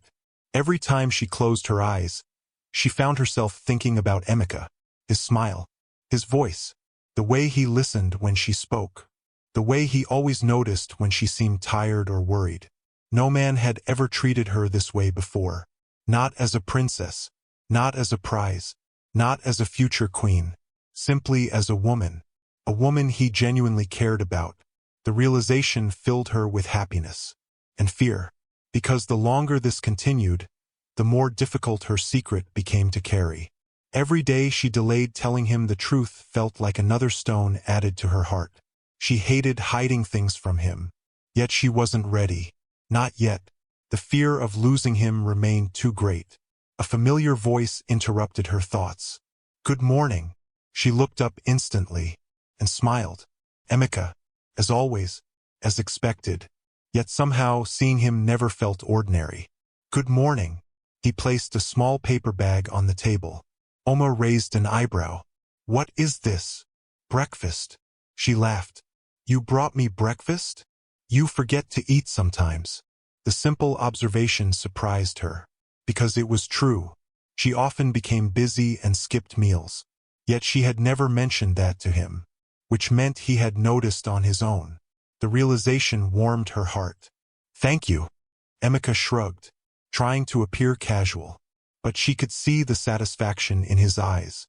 He liked making her happy, and she liked that he liked making her happy. The thought made her smile even more. The day passed quickly. Customers came and went. The market remained busy, yet both found excuses to remain near each other, talking whenever possible, laughing whenever possible, existing in that strange space between friendship and romance, a space that was becoming increasingly difficult to maintain. Several days later, Emeka arrived unusually serious. Immediately, Oma noticed something was bothering him. "What's wrong?" He looked surprised. "What makes you think something is wrong? You have that face." "What face?" "That thoughtful face." He laughed softly, then sighed. For several moments he seemed uncertain whether to speak. Finally he did. "Can I ask you something?" "Of course." His expression became serious again. "When you think about the future—" He hesitated. "What do you see?" The question caught her off guard. Not because it was difficult, but because she knew exactly who occupied every future she imagined. Him. Still, she answered carefully. "I see happiness." Emeka nodded. "What else?" "A family." Another nod. "People I care about." His eyes lingered on hers. "And someone to share it with?" The question hung between them, heavy, meaningful. Oma's pulse quickened. Slowly, she nodded. Yes. Something changed in his expression. A mixture of hope and nervousness. The same emotions she felt herself. Yet before either could say more, several customers approached. The moment disappeared, at least temporarily. That evening, Emeka drove home feeling frustrated. Not because anything had gone wrong, because he was tired of pretending, tired of hiding his feelings, tired of acting as though Oma was simply a friend. She wasn't. Not anymore. She hadn't been for a long time. Meanwhile, Oma sat in her room wrestling with similar emotions. Neither knew it. But both were approaching the same conclusion. Something needed to change. The following afternoon brought perfect weather. The sky was clear. The air was warm. A gentle breeze drifted through the village. Business ended earlier than usual. As the market began closing, Emika approached her stall. "Come with me." Oma blinked. "Where?" "It's a surprise." She laughed. "I don't know if I trust surprises." "You trust me." The answer came before she could stop it. "Yes." Emika smiled. That single word clearly meant something to him.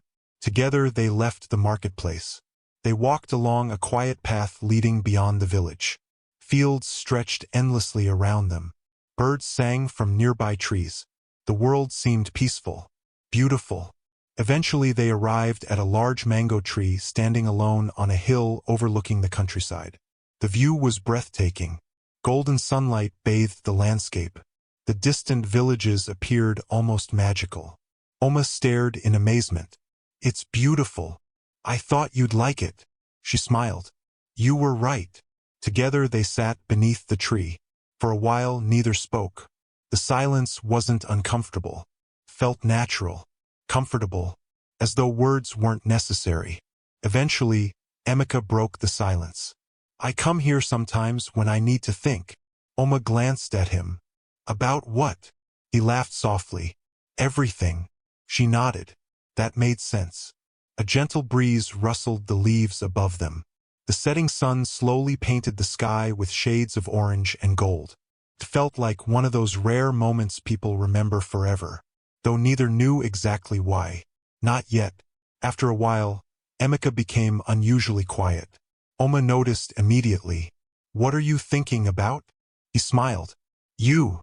Her heart skipped. The honesty caught her completely off guard. Emika looked away briefly, almost embarrassed. Then he laughed softly. "Well, what? I guess there's no graceful way to say that." Oma smiled.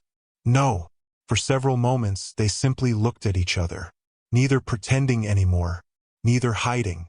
The truth stood between them now, visible, impossible to ignore. Finally, Emika took a deep breath. "Oma."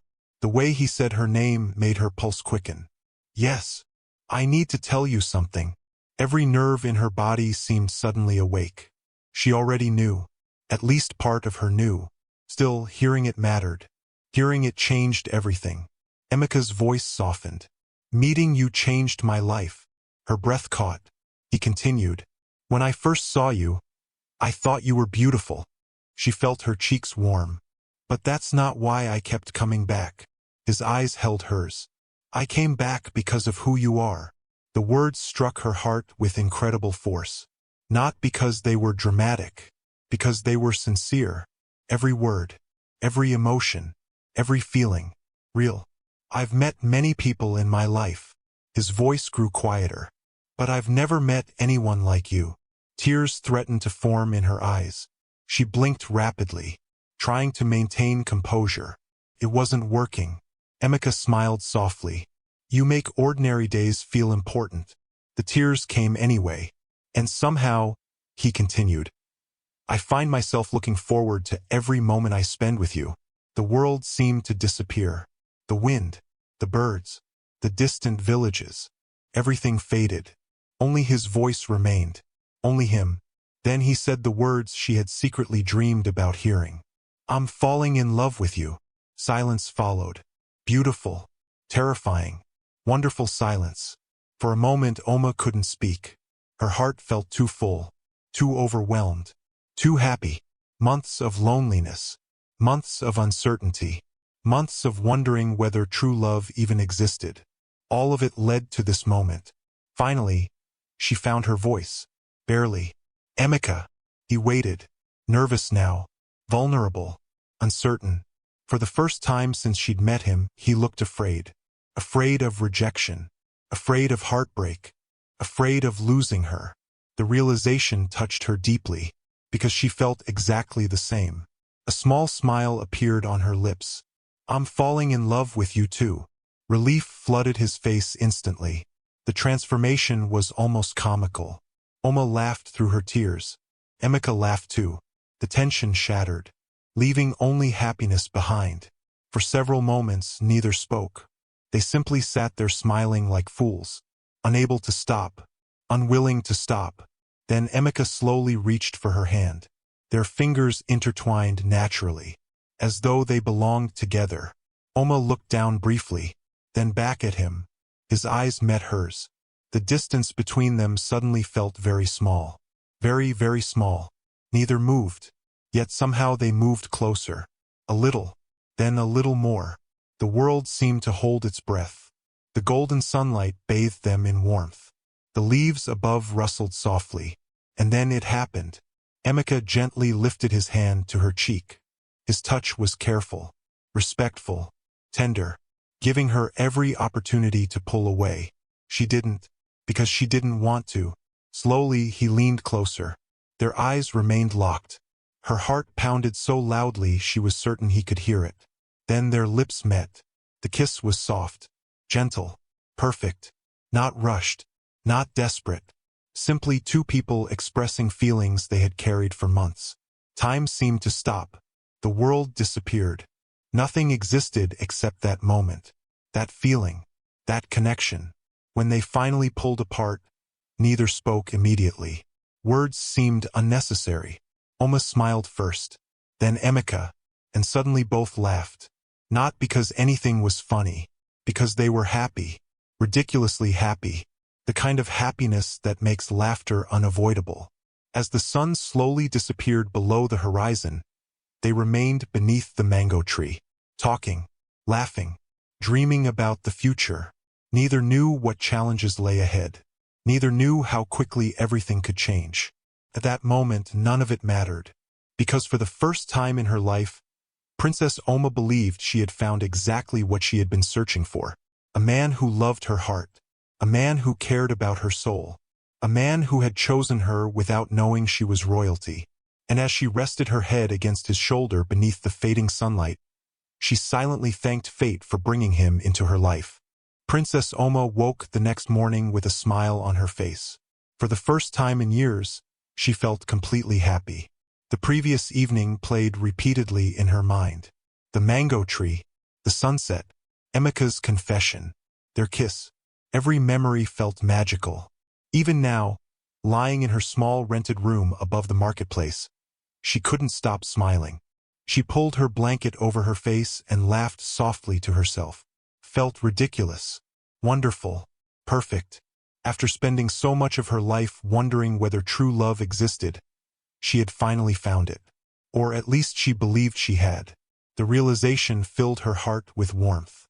Yet beneath that happiness lurked a familiar fear. The secret, her identity, the truth she still hadn't shared. For months she had managed to avoid the issue. At first it had seemed harmless, then necessary. Now it felt dangerous, because the more she loved Emeka, the more painful the truth would become when it finally emerged. She sat on the edge of her bed and sighed. Maybe it was time. Maybe she should tell him. The thought terrified her. What if he felt betrayed? What if he believed she had manipulated him? What if he walked away? The possibility made her chest tighten painfully. Still, she couldn't keep hiding forever. Sooner or later, he would have to know. Little did she realize that fate had already decided how the truth would be revealed. And it would happen much sooner than she expected. That afternoon, the marketplace was unusually busy. Villagers crowded the narrow pathways. Merchants called out prices. Children ran between stalls. The atmosphere felt lively, festive. Oma arrived in excellent spirits. Even Mama Nkechi noticed. The older woman laughed the moment she saw her. "You kissed him." Oma nearly dropped her basket. "What? You kissed him?" The woman folded her arms confidently. "I can tell." Oma felt her face burn. "How could you possibly know that?" Mama Nkechi grinned. "Because you're glowing." Several nearby traders burst into laughter. Oma groaned. The teasing continued for several minutes. Eventually she surrendered. A smile escaped despite her efforts. That was all the confirmation the villagers needed. The marketplace erupted with cheers. Someone actually applauded. Oma buried her face in her hands. The embarrassment only made everyone laugh harder. Thankfully, a familiar engine soon echoed through the marketplace. The Rolls-Royce. Immediately, the teasing doubled. He's here. Look who's smiling now. Future husband. Oma wanted the ground to swallow her. Meanwhile, Emeka stepped from his car looking thoroughly confused. Why was everyone laughing? The answer became obvious the moment he saw Oma. She was trying very hard not to smile. Failing completely. He smiled too, and suddenly the entire marketplace started cheering again. Emeka laughed. I feel like I'm missing something. You definitely are. Together they settled into their usual routine. Talking, laughing, enjoying each other's company. Neither realized how quickly everything was about to change. The afternoon passed peacefully. Then, just before sunset, an elderly traveler entered the marketplace. The old man carried a walking stick and appeared exhausted from a long journey. He moved slowly between stalls, observing the market. Eventually his gaze landed on Oma. At first he simply stared. Then he stopped walking entirely. His eyes widened. The walking stick nearly slipped from his hand. No! The whisper escaped before he could stop it. Oma didn't notice. She was busy talking to Emeka. The old man stepped closer, still staring. His breathing quickened. Surely it couldn't be. Yet the more he looked, the more certain he became. He had seen her before. Many times. During royal ceremonies, public celebrations, kingdom festivals. There was no mistake. His eyes widened even further. Then suddenly, before anyone could understand what was happening, he dropped to one knee. The entire marketplace fell silent. Princess Oma. The words echoed through the crowd. Everything stopped. Absolutely everything. Oma froze. Her blood turned cold. Emeka blinked, confused. The old man's voice shook with excitement. Your Highness! Nearby traders stared. What did he say? Others turned toward Oma. The princess! No! It can't be! Whispers spread through the marketplace like wildfire. People began gathering. More villagers arrived. Then even more. Questions exploded from every direction. Princess! Is it true? What's happening? Oma! The world seemed to spin. For months she had dreaded this exact moment. Now it was happening, and there was nothing she could do to stop it. The old man bowed lower. Princess Oma, forgive me for not recognizing you sooner.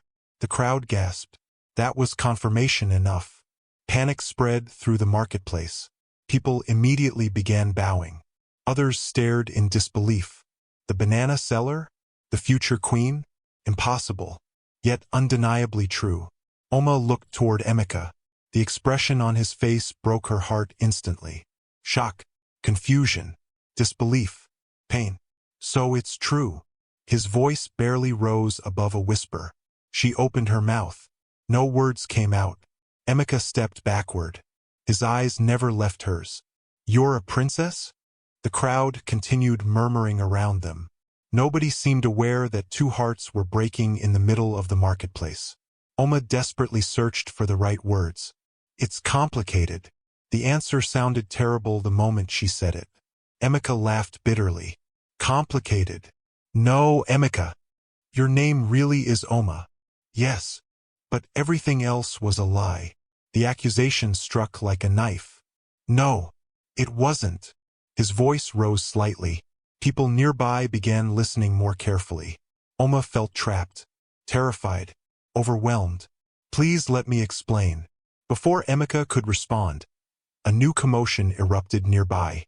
Several palace guards rushed into the marketplace. The hidden security detail. Their cover had clearly been abandoned. The moment villagers saw them, the situation became even more chaotic. The guards approached quickly. Your Highness!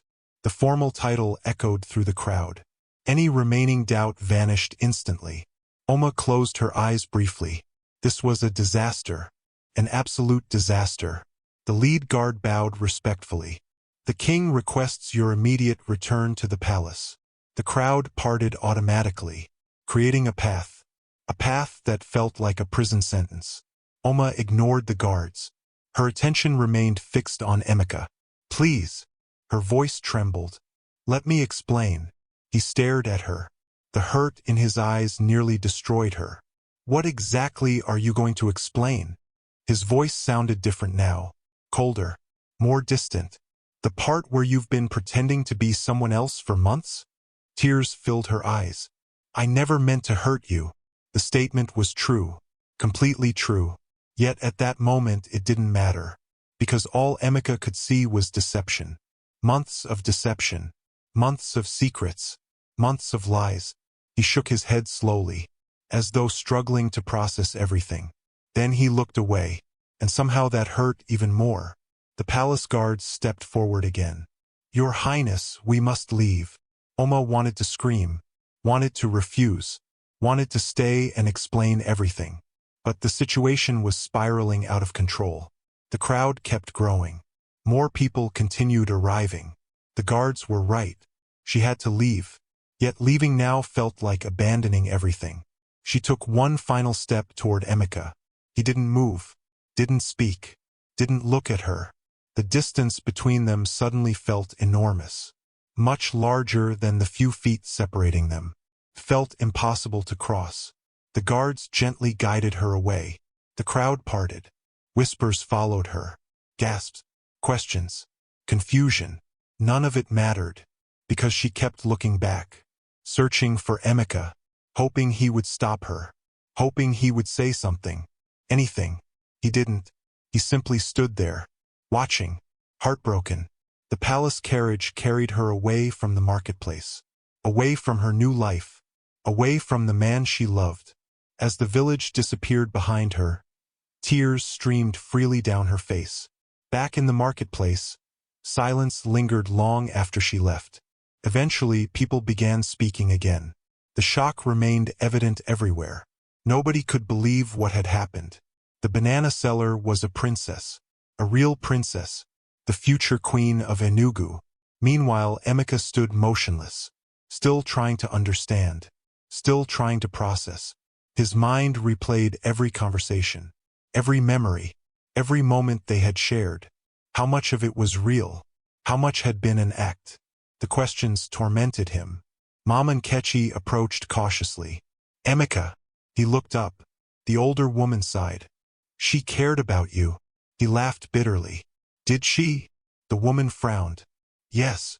Then why lie? Mama Nkechi had no answer. Because honestly, she wondered the same thing. That night, Oma returned to the palace. The moment she stepped inside, King Chikwudi was waiting. The king immediately noticed her tears. His expression softened. What happened? The answer came out broken. He knows. The king understood instantly. The secret. Her identity. Everything. Oma collapsed into a chair. Completely exhausted. Emotionally shattered. For months she had feared this day. Now it had arrived. And it felt worse than she imagined. Much worse. Meanwhile, several villages away, Emeka sat alone on his balcony. The stars filled the sky. Yet he barely noticed them. Every memory of Oma haunted him. Her laughter. Her kindness. Her smile. Her kiss. Had any of it been real? The worst part wasn't discovering she was a princess. That wasn't the problem. The problem was trust. Trust mattered. And right now he felt like a fool. A man who had fallen in love with someone he never truly knew. Back at the palace, Oma lay awake in bed. Unable to sleep. Unable to stop crying. Unable to stop imagining Emeka's face when the truth emerged. The hurt. The betrayal. The disappointment. Eventually she reached for her phone. She called him. No answer. She called again. Still nothing. Again. Nothing. Hours passed. She continued trying.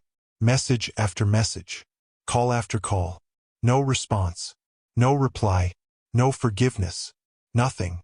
And as dawn approached, Princess Oma finally realized something terrifying.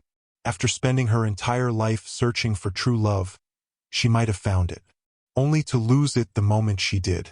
The palace had never felt so empty. Princess Oma stood on her balcony as dawn painted the sky with soft shades of orange and gold. Normally, she loved watching the sunrise. It reminded her that every day brought new possibilities, new opportunities, new hope. Today, however, the sunrise brought nothing. No excitement, no anticipation, no joy, only pain. The same pain that had followed her home from the marketplace. The same pain that had kept her awake all night. The same pain that grew heavier each time Emeka refused to answer her calls. She stared at her phone. The screen displayed the same thing it had displayed dozens of times before. No response. No returned calls. No messages. Nothing. The silence hurt more than anger ever could. At least anger meant he still wanted to talk. Silence felt final. Silence felt like goodbye. A tear slipped down her cheek. She quickly wiped it away. But another followed. Then another. Soon she stopped trying. The tears came freely, because for the first time in her life, she understood what true heartbreak felt like. Not disappointment, not frustration. Heartbreak. Real heartbreak. And it hurt far more than she ever imagined. A soft knock sounded behind her. Oma. It was Ada. The maid entered quietly. The moment she saw the princess's face, her expression changed. Oma. The concern in her voice was immediate. Genuine. The princess forced a smile. Terrible smile. One that fooled nobody. Ada crossed the room and wrapped her arms around her. The simple gesture broke whatever composure remained. Oma began crying again. For several minutes, neither spoke. The maid simply held her, allowing her to grieve, allowing her to hurt, allowing her to release emotions she had been trying desperately to control. Eventually, the tears slowed. Ada gently guided her toward a chair. You haven't slept. Oma shook her head. No. You haven't eaten. Another shake. The maid sighed. Oma. The princess stared at the floor. What if I've ruined everything? Ada sat beside her. What happened wasn't your fault. Oma laughed bitterly. Wasn't it? The maid hesitated. Because honestly, the situation wasn't simple. Oma had hidden the truth. But not out of cruelty. Not out of manipulation. Not out of selfishness. She had simply wanted to know whether someone could love her without knowing she was a princess. Unfortunately, good intentions didn't always prevent pain. And now both she and Emeka were suffering. The rest of the day passed slowly, painfully. Every room in the palace reminded Oma of what she had lost. The luxurious surroundings that once seemed normal now felt suffocating. The servants, the guards, the royal decorations. All of it reminded her of the secret that had destroyed her happiness. For months she had lived as an ordinary woman. And those months had been some of the happiest of her life. Now she felt trapped again. That evening, she tried calling Emeka once more. The phone rang, and rang, and rang, then stopped. No answer. Again. Nothing. Again. Nothing. By the 10th attempt, her hands were trembling. Not from anger. From fear. The fear that he might never forgive her. Several villages away, Emeka sat alone in his office. His phone rested on the desk. Silent now, but earlier it had been ringing constantly. Oma. Again. And again. And again. Each time her name appeared, his chest tightened. Part of him wanted to answer. Part of him desperately wanted to hear her voice. Yet another part felt betrayed. Confused. Hurt. Every time he considered picking up, he remembered the marketplace. The crowd. The revelation. The realization that the woman he loved was actually Princess Oma. A royal. A billionaire. The future queen of an entire kingdom. How could she keep something like that hidden? The question haunted him. His younger sister, Ifeoma, entered the room quietly. She noticed the phone immediately. She called again? Emeka nodded. How many times? He sighed. I stopped counting. Ifeoma sat across from him. For a moment, she studied her brother carefully. You still love her? The statement wasn't a question. Emeka looked away, because denying it would have been pointless. Yes, he still loved her. That was the problem. If he didn't love her, this would be easy. He could simply walk away, forget her, move on. Instead, every memory made things worse. Because despite everything, the feelings remained. Strong as ever. Maybe stronger. I don't know what to think. His voice sounded exhausted. Ifioma nodded. Then don't think. He frowned. What? Feel. The advice irritated him. What does that even mean? His sister smiled. It means stop focusing on the fact that she's a princess. Emika leaned back. That's difficult. I know. She lied. Did she? The question surprised him. What? Did she lie about who she was? Emika opened his mouth, then paused, because suddenly the answer wasn't as obvious as it seemed. Yes, she had hidden things, many things, but when he thought about their conversations, the kindness was real, the laughter was real, the friendship was real, the affection was real. None of that had been fake. The realization unsettled him, because it complicated everything. Back at the palace, Oma found herself wandering through the royal gardens. The moon hung high above. The night air felt cool, yet nothing brought comfort. She eventually reached the fountain where she had spent so many evenings before becoming a banana seller. The memories came flooding back. The loneliness, the frustration, the hopelessness. Back then, she had believed finding true love was impossible. Then Emika arrived, and suddenly everything changed. A voice interrupted her thoughts. My daughter. She turned. King Chikwudi approached slowly. The king looked concerned, very concerned. For several days he had watched his daughter suffer, and it hurt him deeply. No father enjoys seeing his child in pain, especially when he cannot fix it. The king sat beside her. Neither spoke immediately. Finally, he broke the silence. Tell me everything. Oma laughed sadly. You already know everything. I know what happened. He looked at her carefully. I want to know how you feel. That simple question broke her heart all over again. Because nobody had asked. Not really. Everyone focused on the situation. The scandal. The secret. The revelation. Nobody asked how she felt. Until now. Tears returned immediately. I love him. The confession escaped before she could stop it. King Chikwudi nodded. He had suspected as much. No, he had known. For months he had watched her happiness grow. The signs had been obvious. The king placed a comforting hand on her shoulder. Tell me about him.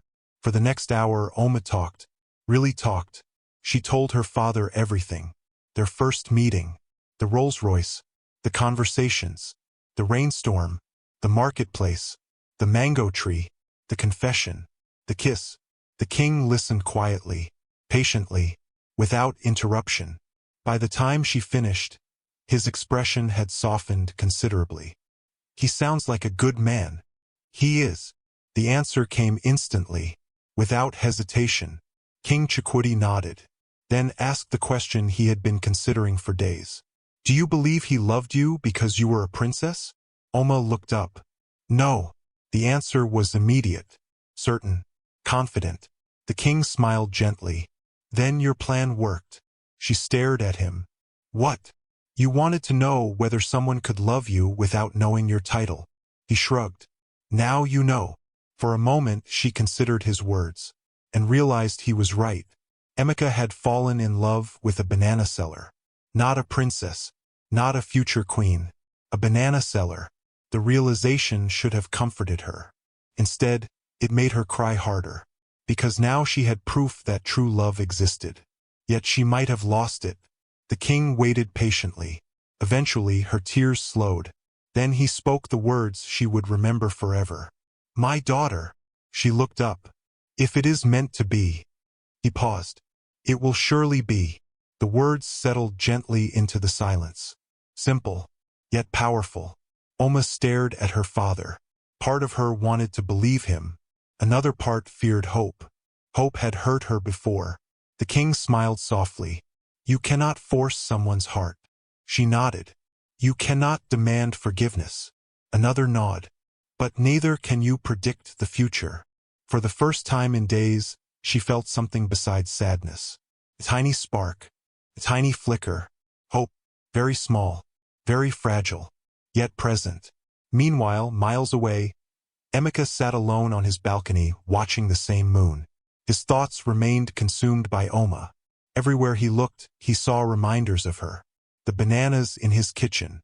the road leading to the marketplace, the tree where they shared their first kiss. He missed her, terribly, and despite all his efforts, the truth was becoming impossible to ignore. He wasn't angry because she was a princess.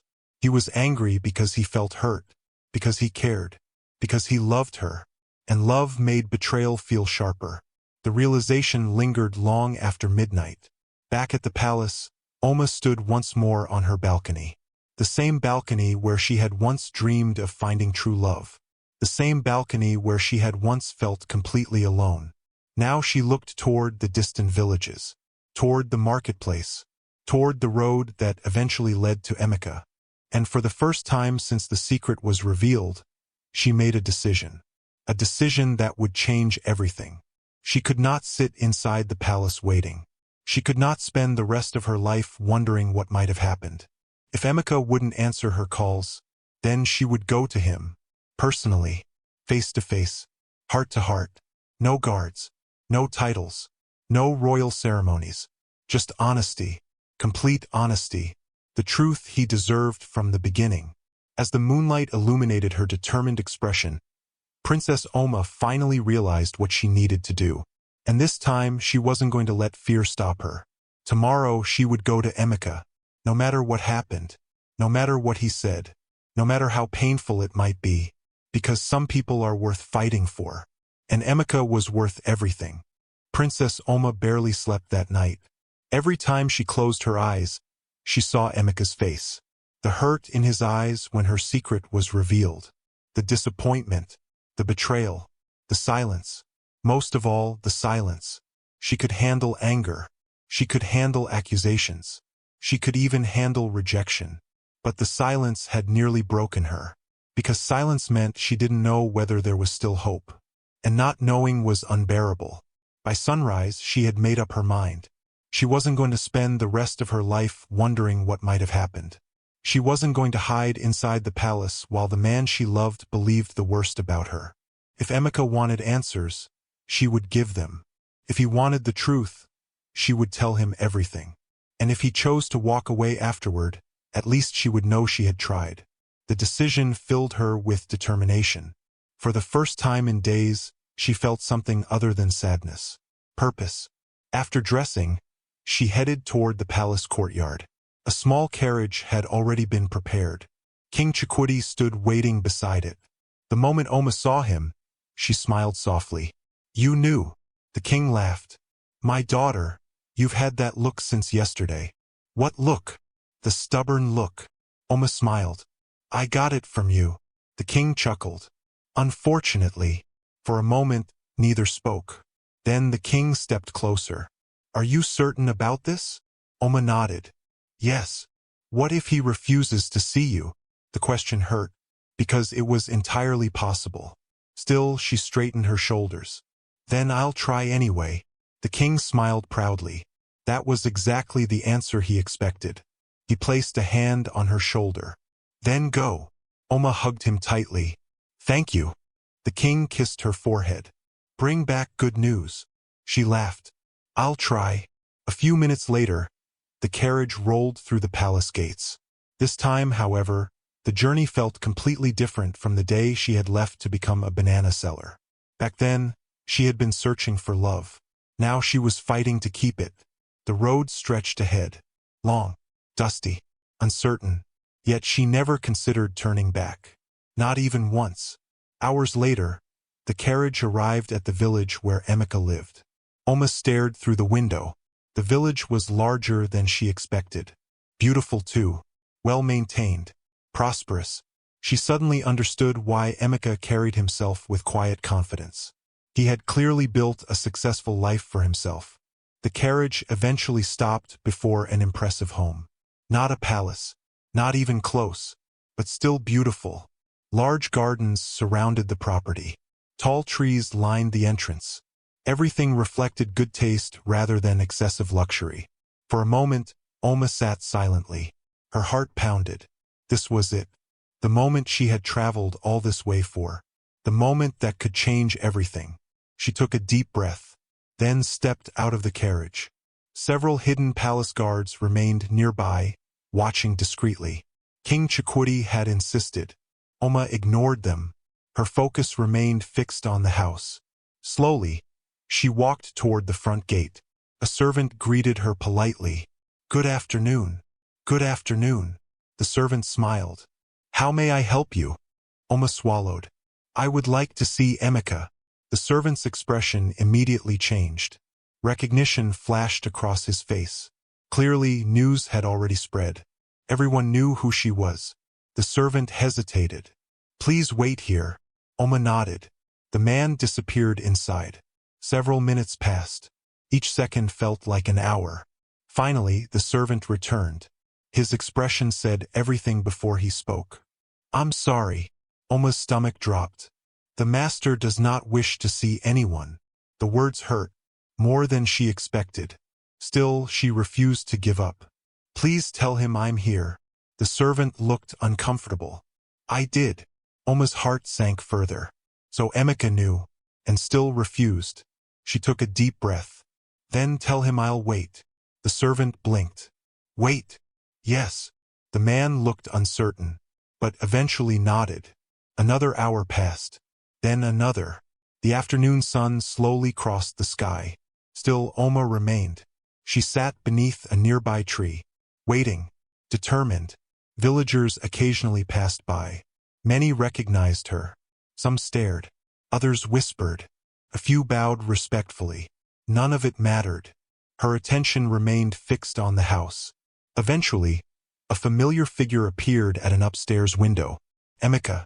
Their eyes met briefly. Then he disappeared again. The sight of him made her heart ache. Yet it also strengthened her resolve. At least she knew he was there. At least she knew he had seen her. As evening approached, the servant returned. He seemed almost sympathetic now. "Princess." Oma looked up. "You should go home." She smiled sadly. "No." The servant sighed. "He isn't coming." "We'll see." The man shook his head, then walked away. Another hour passed. The sun began setting. The sky turned orange, then gold, then pink. Still Oma remained. By now she was exhausted, hungry, emotionally drained. Yet she refused to leave, because love was worth fighting for. Finally, just as darkness began settling across the village, the front door opened. Oma immediately stood. Her heart stopped. Emeka stepped outside. For a moment, neither moved, neither spoke. The distance between them suddenly felt enormous.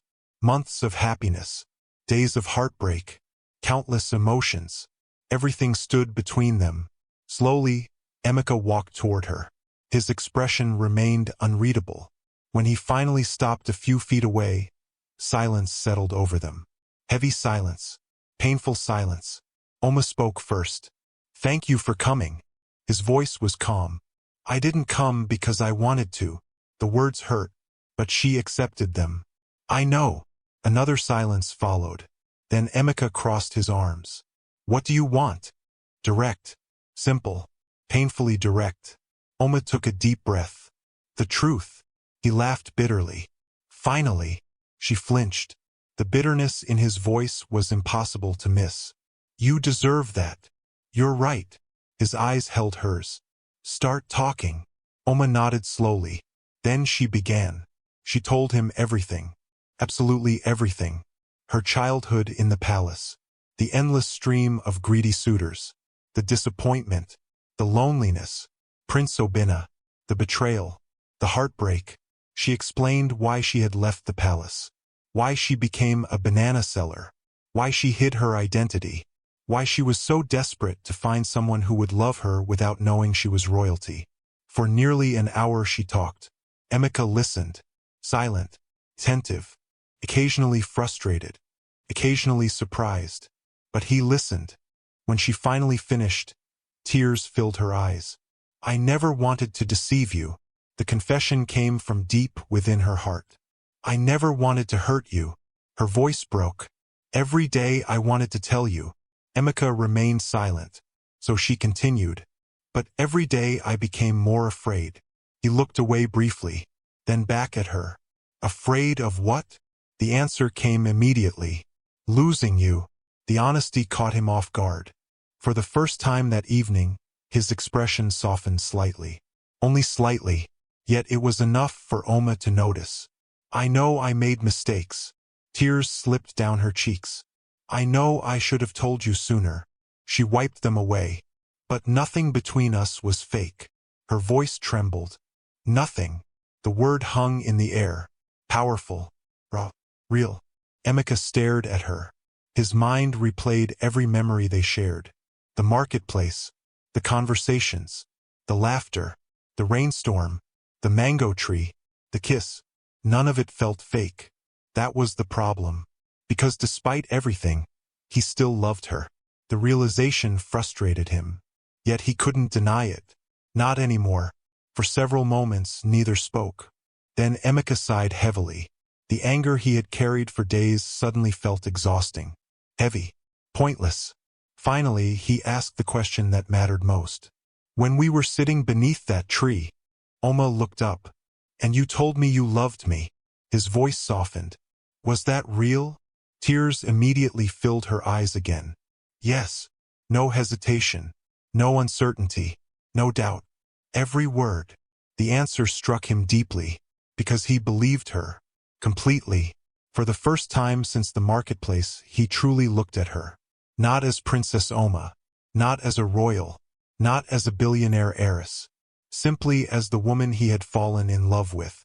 The same woman who sold bananas. The same woman who laughed at his terrible jokes. The same woman who shared sunsets with him. The same woman who made ordinary days extraordinary. Slowly, his expression changed. The walls around his heart began cracking. Then breaking. Then disappearing. Oma noticed immediately. Hope flickered inside her chest. Small. Fragile. Yet unmistakable. Finally, Emeka shook his head and laughed softly. "What?" He smiled sadly. "I tried very hard to stay angry." Oma's breath caught. "And?" He took a step closer. "It didn't work." A tear rolled down her cheek. Then another. This time, however, they weren't tears of sadness. Relief flooded through her. Powerful. Overwhelming. Beautiful relief. Before she could stop herself, she threw her arms around him. For a brief second, Emeka stood frozen. Then he wrapped his arms around her too, holding her tightly, as though afraid she might disappear. Neither spoke. Words weren't necessary.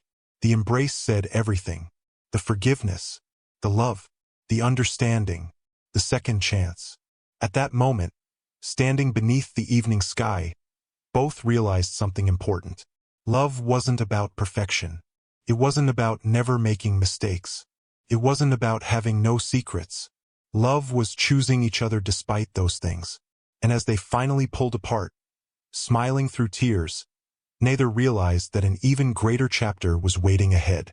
A chapter involving a king, a royal blessing, and a wedding that would unite two worlds forever. The journey back to the palace felt completely different from the journey that had brought Oma to Emeka's home. When she arrived, she had been heartbroken, terrified, uncertain. Now she sat beside Emeka inside the carriage with a smile she couldn't seem to stop. Every few minutes she glanced at him, and every few minutes she caught him glancing at her too. Both would laugh, then look away, then repeat the process all over again. For the first time in days, happiness had returned. Not just happiness. Peace. The painful misunderstanding that had separated them was finally over. The truth was no longer standing between them. The secrets were gone, and somehow their love had survived. As the palace appeared in the distance, Emeka grew quieter. Oma immediately noticed. Nervous. He laughed. A little. Fine. He sighed dramatically. A lot. That made her smile.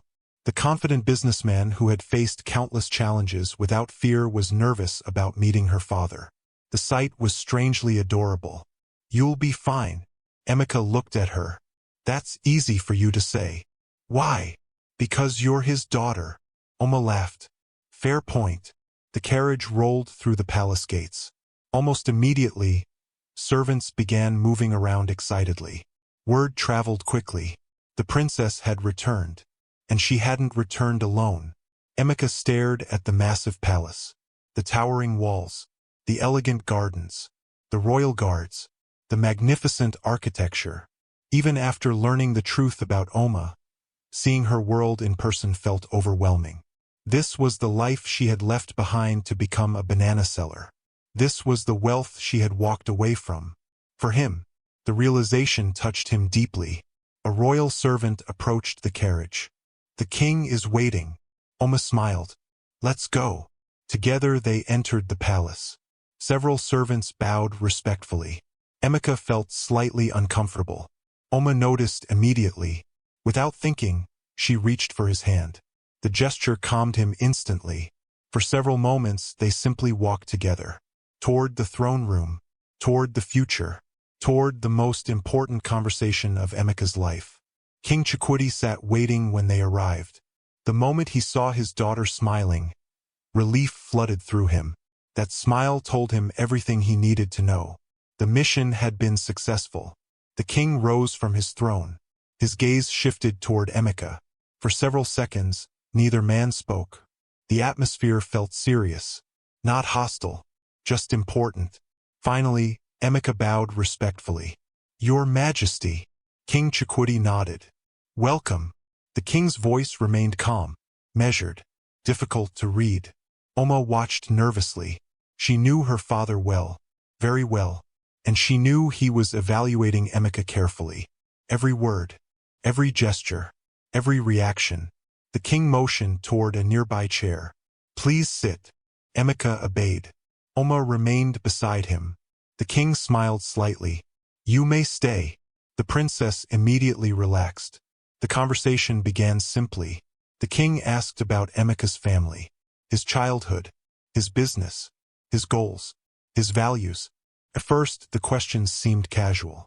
But Emeka quickly realized what was happening. This wasn't small talk. This was an evaluation, a test. And understandably so. Any father would want to know the man who hoped to marry his daughter, especially when that daughter happened to be a princess. The king listened carefully as Emeka answered. Hours seemed to pass. Several times, Oma noticed her father studying Emeka closely, looking beyond the words, searching for character, searching for truth, searching for intention. Finally, the king leaned back. "What attracted you to my daughter?" The question caught Emeka off guard. Not because he lacked an answer, because there were too many answers. He smiled. "Everything." The king raised an eyebrow. "Everything." Emeka nodded. "She's kind." Oma felt herself blush. "Intelligent." The king remained silent. "Compassionate." Oma looked away, embarrassed now. "Funny." That made her laugh. The king noticed. So did Emeka. His smile widened. Then his expression became serious again. "The truth is," he paused, "I fell in love with her long before I knew she was a princess." Silence filled the room. Powerful silence. Meaningful silence. The king studied him carefully. Emeka continued. "When I thought she was a banana seller, nothing changed." His voice softened. "And when I learned she was a princess," he looked toward Oma, "nothing changed then either." The king noticed the sincerity immediately. There was no performance, no manipulation, no greed, only love, real love, the exact thing his daughter had been searching for all along. For several moments, King Chukwudi remained silent. Then he smiled, a genuine smile, the first truly relaxed smile of the entire meeting. Oma's heart leaped, because she knew what that smile meant. The king stood, then approached Emeka. The young man immediately rose as well. For a moment, they simply faced each other. Then the king extended his hand. "You have my blessing." Oma gasped. Emeka blinked. For a second, neither moved. Then Emeka shook the king's hand. Relief flooded through him. Happiness followed immediately after. Beside them, Oma nearly burst into tears. Happy tears. The kind she never wanted to stop. King Chukwudi laughed. "I assume there will be a wedding." Everyone laughed. Even Emeka.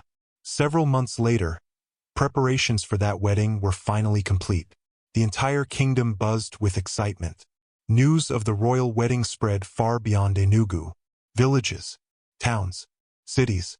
Everyone wanted to witness the marriage of Princess Oma. But what fascinated people most wasn't the royal ceremony. It was the story behind it. The princess who disguised herself as a banana seller. The businessman who fell in love with her before knowing she was royalty. The tale captured hearts everywhere.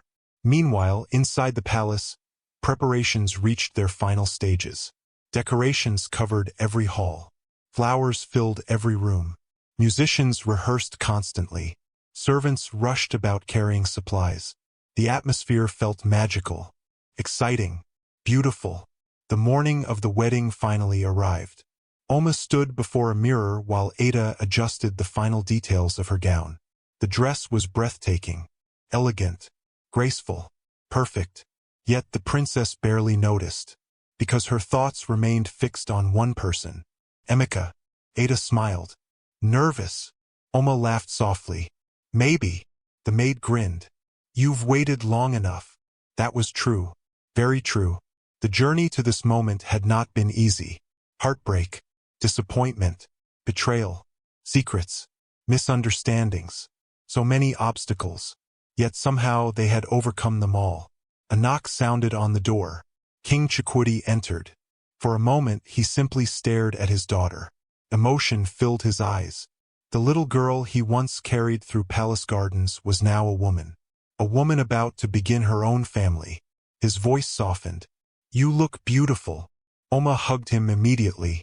The king laughed, then wiped away suspicious moisture from his eyes. I'm not crying. Of course not. Absolutely not. Both laughed. Soon it was time. The ceremony began. Thousands gathered throughout the palace grounds. Nobles arrived from distant kingdoms. Village leaders attended. Friends, family, citizens. Everyone wanted to witness the celebration. Music filled the air. Flowers lined the pathway. Excitement buzzed everywhere. Then the moment arrived. The palace doors opened. A hush swept through the crowd. Princess Oma appeared. The entire gathering seemed to hold its breath. She looked radiant, graceful, beautiful. Yet her attention remained focused on only one thing. The man waiting at the end of the aisle. Emeka. The moment their eyes met, both smiled. Nothing else mattered. Not the crowd. Not the ceremony. Not the kingdom. Only each other. Slowly, she walked forward. Every step bringing her closer to the future she had fought so hard to find. When she finally reached him, Emeka looked completely speechless. Oma laughed softly. You should close your mouth. The comment made him laugh. And immediately the tension disappeared. The ceremony proceeded beautifully. Vows were exchanged. Promises made. Dreams shared. Finally, the officiant smiled. I now pronounce you husband and wife. Cheers erupted instantly. The crowd exploded with applause. Music filled the air. Celebration swept across the kingdom. Emeka pulled Oma into his arms, then kissed her. The crowd cheered even louder. Hours later, during the reception, King Chikwudi raised a glass. The room fell silent. The king smiled warmly. Today is not simply about a wedding. Everyone listened. It is about proof. The room grew quiet. Proof that true love still exists. The king looked toward the newlyweds. My daughter searched for a man who would love her for who she truly was. His gaze shifted toward Emeka. And she found him. Applause filled the room. Oma squeezed Emeka's hand. He squeezed hers back. Years later, people would still tell the story. The story of the billionaire princess who disguised herself as a banana seller. The story of the man who fell in love with her before knowing she was royalty. The story of two hearts that found each other despite every obstacle. As for Oma and Emeka, they built a beautiful life together. A life filled with laughter, trust, adventure, and love. Real love. The kind Oma had searched for her entire life. The kind that sees beyond titles, beyond wealth, beyond crowns. Because in the end, she learned the greatest lesson of all. The most valuable treasure in the world is not gold. It is finding someone who loves you exactly as you are, and having the courage to love them back. Thanks for watching. If you enjoy the story, Please subscribe to this channel.